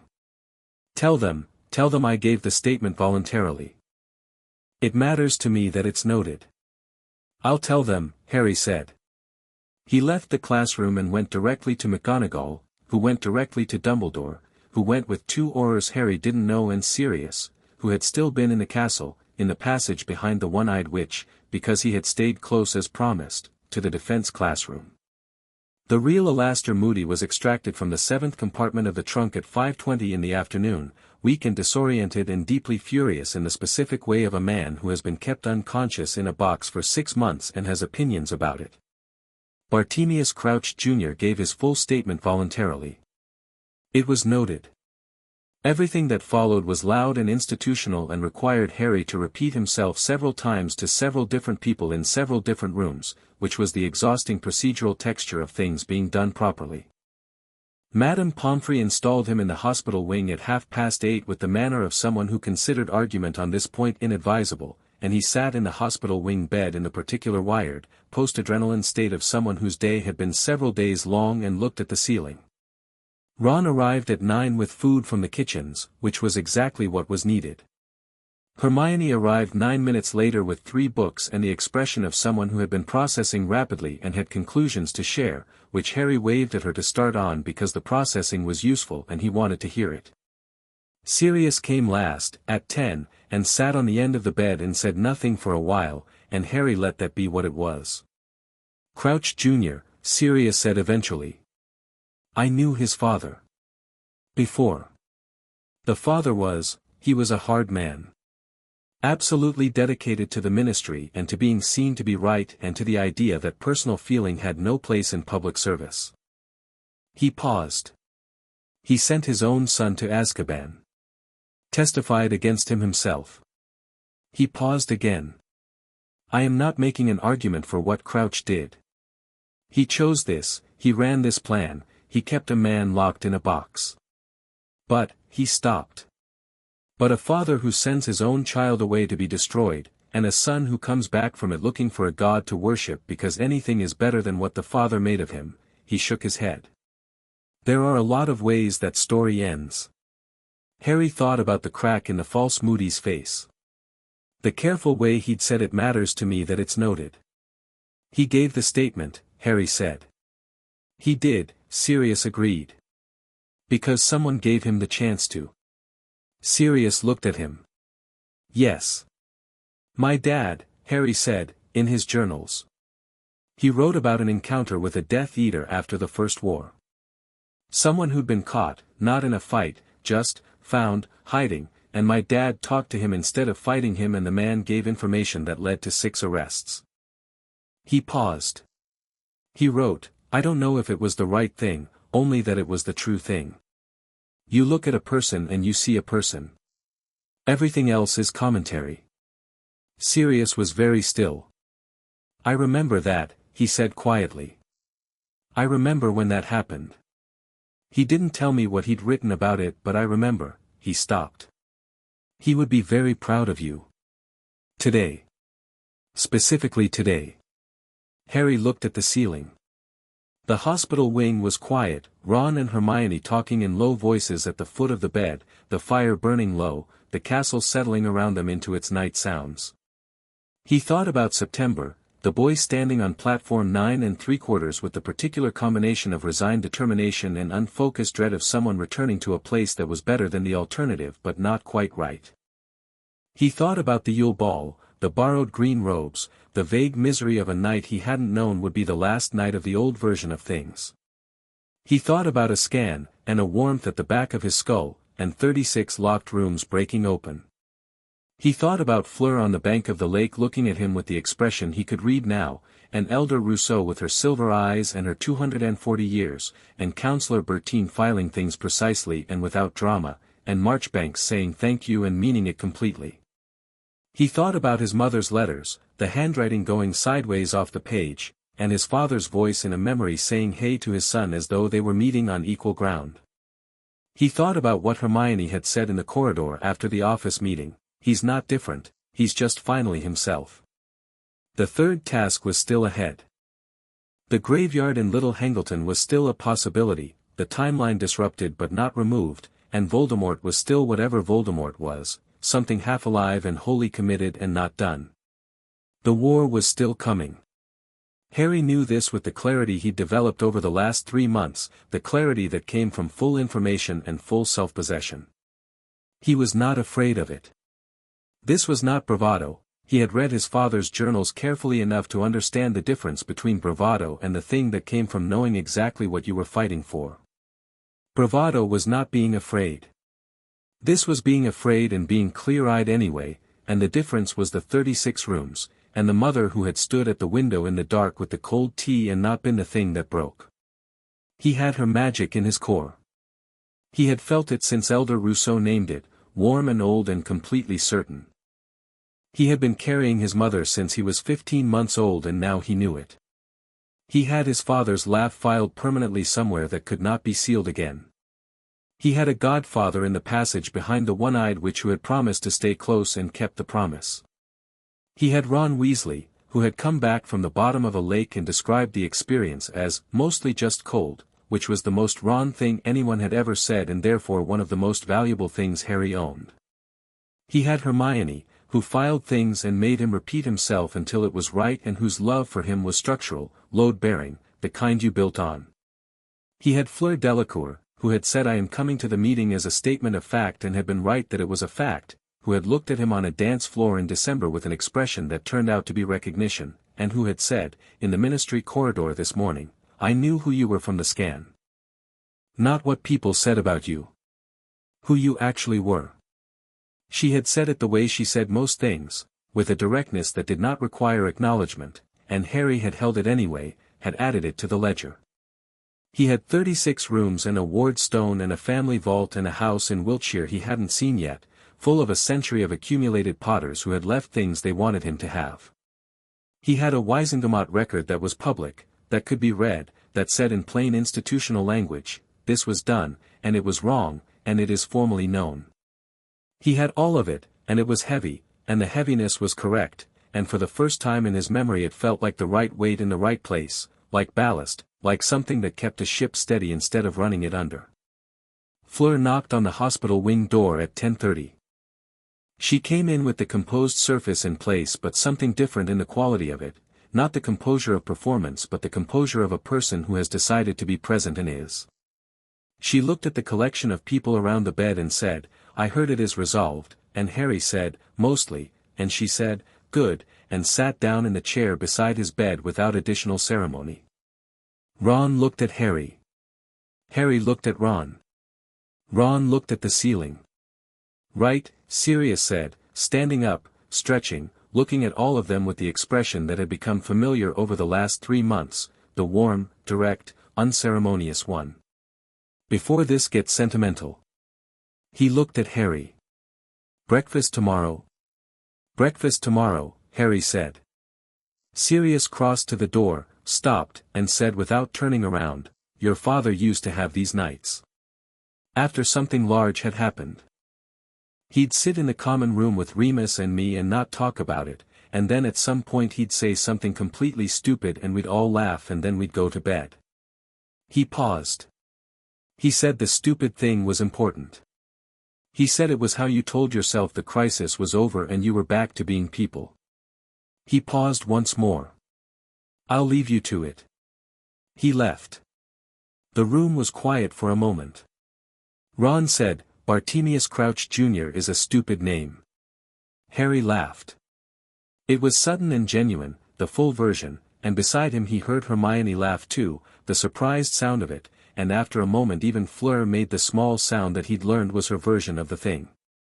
It lasted about 10 seconds and then settled, and in the settling the weight of the day distributed itself into something manageable, and the hospital wing was warm and the fire was low and outside the tall windows the March night was clear and cold and full of stars. Harry looked at the ceiling and thought about nothing specific for a while, which was its own kind of new, the capacity to simply be present in a moment without the constant background hum of the absence he'd spent 13 years carrying. Then Hermione said, the house in Wiltshire, with the tone of someone who has been sitting on a topic and can no longer sit on it, and Harry said, not tonight, and she said, obviously not tonight, I was just noting it for the list, and Ron said, she has a list, and Fleur said, of course she has a list, with exactly the dry precision that had characterized her from the beginning, and this was how it went for another hour. The easy, wandering conversation of people who had been through something and were still here, still themselves, still choosing each other in the specific and ordinary way you choose the people you've decided are yours. At some point past midnight Madame Pomfrey came through on her rounds, looked at the collection of unauthorized visitors around Harry's bed with the expression of someone who had made peace with the fact that Harry Potter and the concept of rest were philosophically incompatible, said 10 minutes, with complete insincerity, and went back to her office. Harry watched his friends, in the low light of the hospital wing. Watched Ron fall asleep sitting up, his head against the bedpost, which he would deny having done in the morning. Watched Hermione close her book and look at Harry with that careful attention and then look away with the expression of someone who is choosing not to say the thing because it will keep, because there is time now, because they are no longer in crisis. Watched Fleur look out the window at the March night, the clear black sky enormous over the grounds, and her expression in the window glass was the resolved one, the one that had replaced the uncertain one from December, and Harry thought, she came to a tournament and walked into something much older and stayed anyway, and that is its own kind of courage. He thought about what his mother had done. The complete act of deliberate love. The awareness, the clarity, the total intention. The specific and permanent signature of it still warm in his core. He thought about what it meant that he had been carrying that all his life without knowing. That underneath the emptiness, underneath the sealed rooms, there had always been that, the most complete act of deliberate love Elder Rousseau had encountered in 240 years, living in him like a compass, pointing. He closed his eyes. The war was still coming. Voldemort was still a graveyard in Little Hangleton and a date in June and a prophecy Harry now held with open hands instead of sealed ones. There were things to do, the house in Wiltshire, the third task, the question of what to do with the full knowledge of what was coming and the choice of whether to walk toward it or to walk toward it differently. He was going to walk toward it differently. He was going to walk toward it as a person who knew his parents' faces from the inside, who had his mother's magic steady in his core, who had been given back 36 rooms and had furnished every one of them, who had sat in a ministry hearing room and said I want the record and he's the best educator in Britain and we are going to need him, who had looked at Bartemius Crouch Jr. across a desk and seen a person instead of an obstacle. He was going to walk toward it as himself. Specifically, fully, completely himself. Not the boy who had been shaped toward a purpose, not the weapon that had been kept carefully unaware of what it was losing, not the chess piece, not the sacrifice. Harry James Potter. Son of James and Lily. Godson of Sirius. Friend of Ron and Hermione. Something, he thought, with Fleur Delacour that didn't have a name yet and didn't need one yet. Bearer of his mother's complete and permanent love. That was enough to go on with. That was, he thought, settling into the hospital wing pillow with the March night clear and enormous outside and his people quiet around him, quite a lot.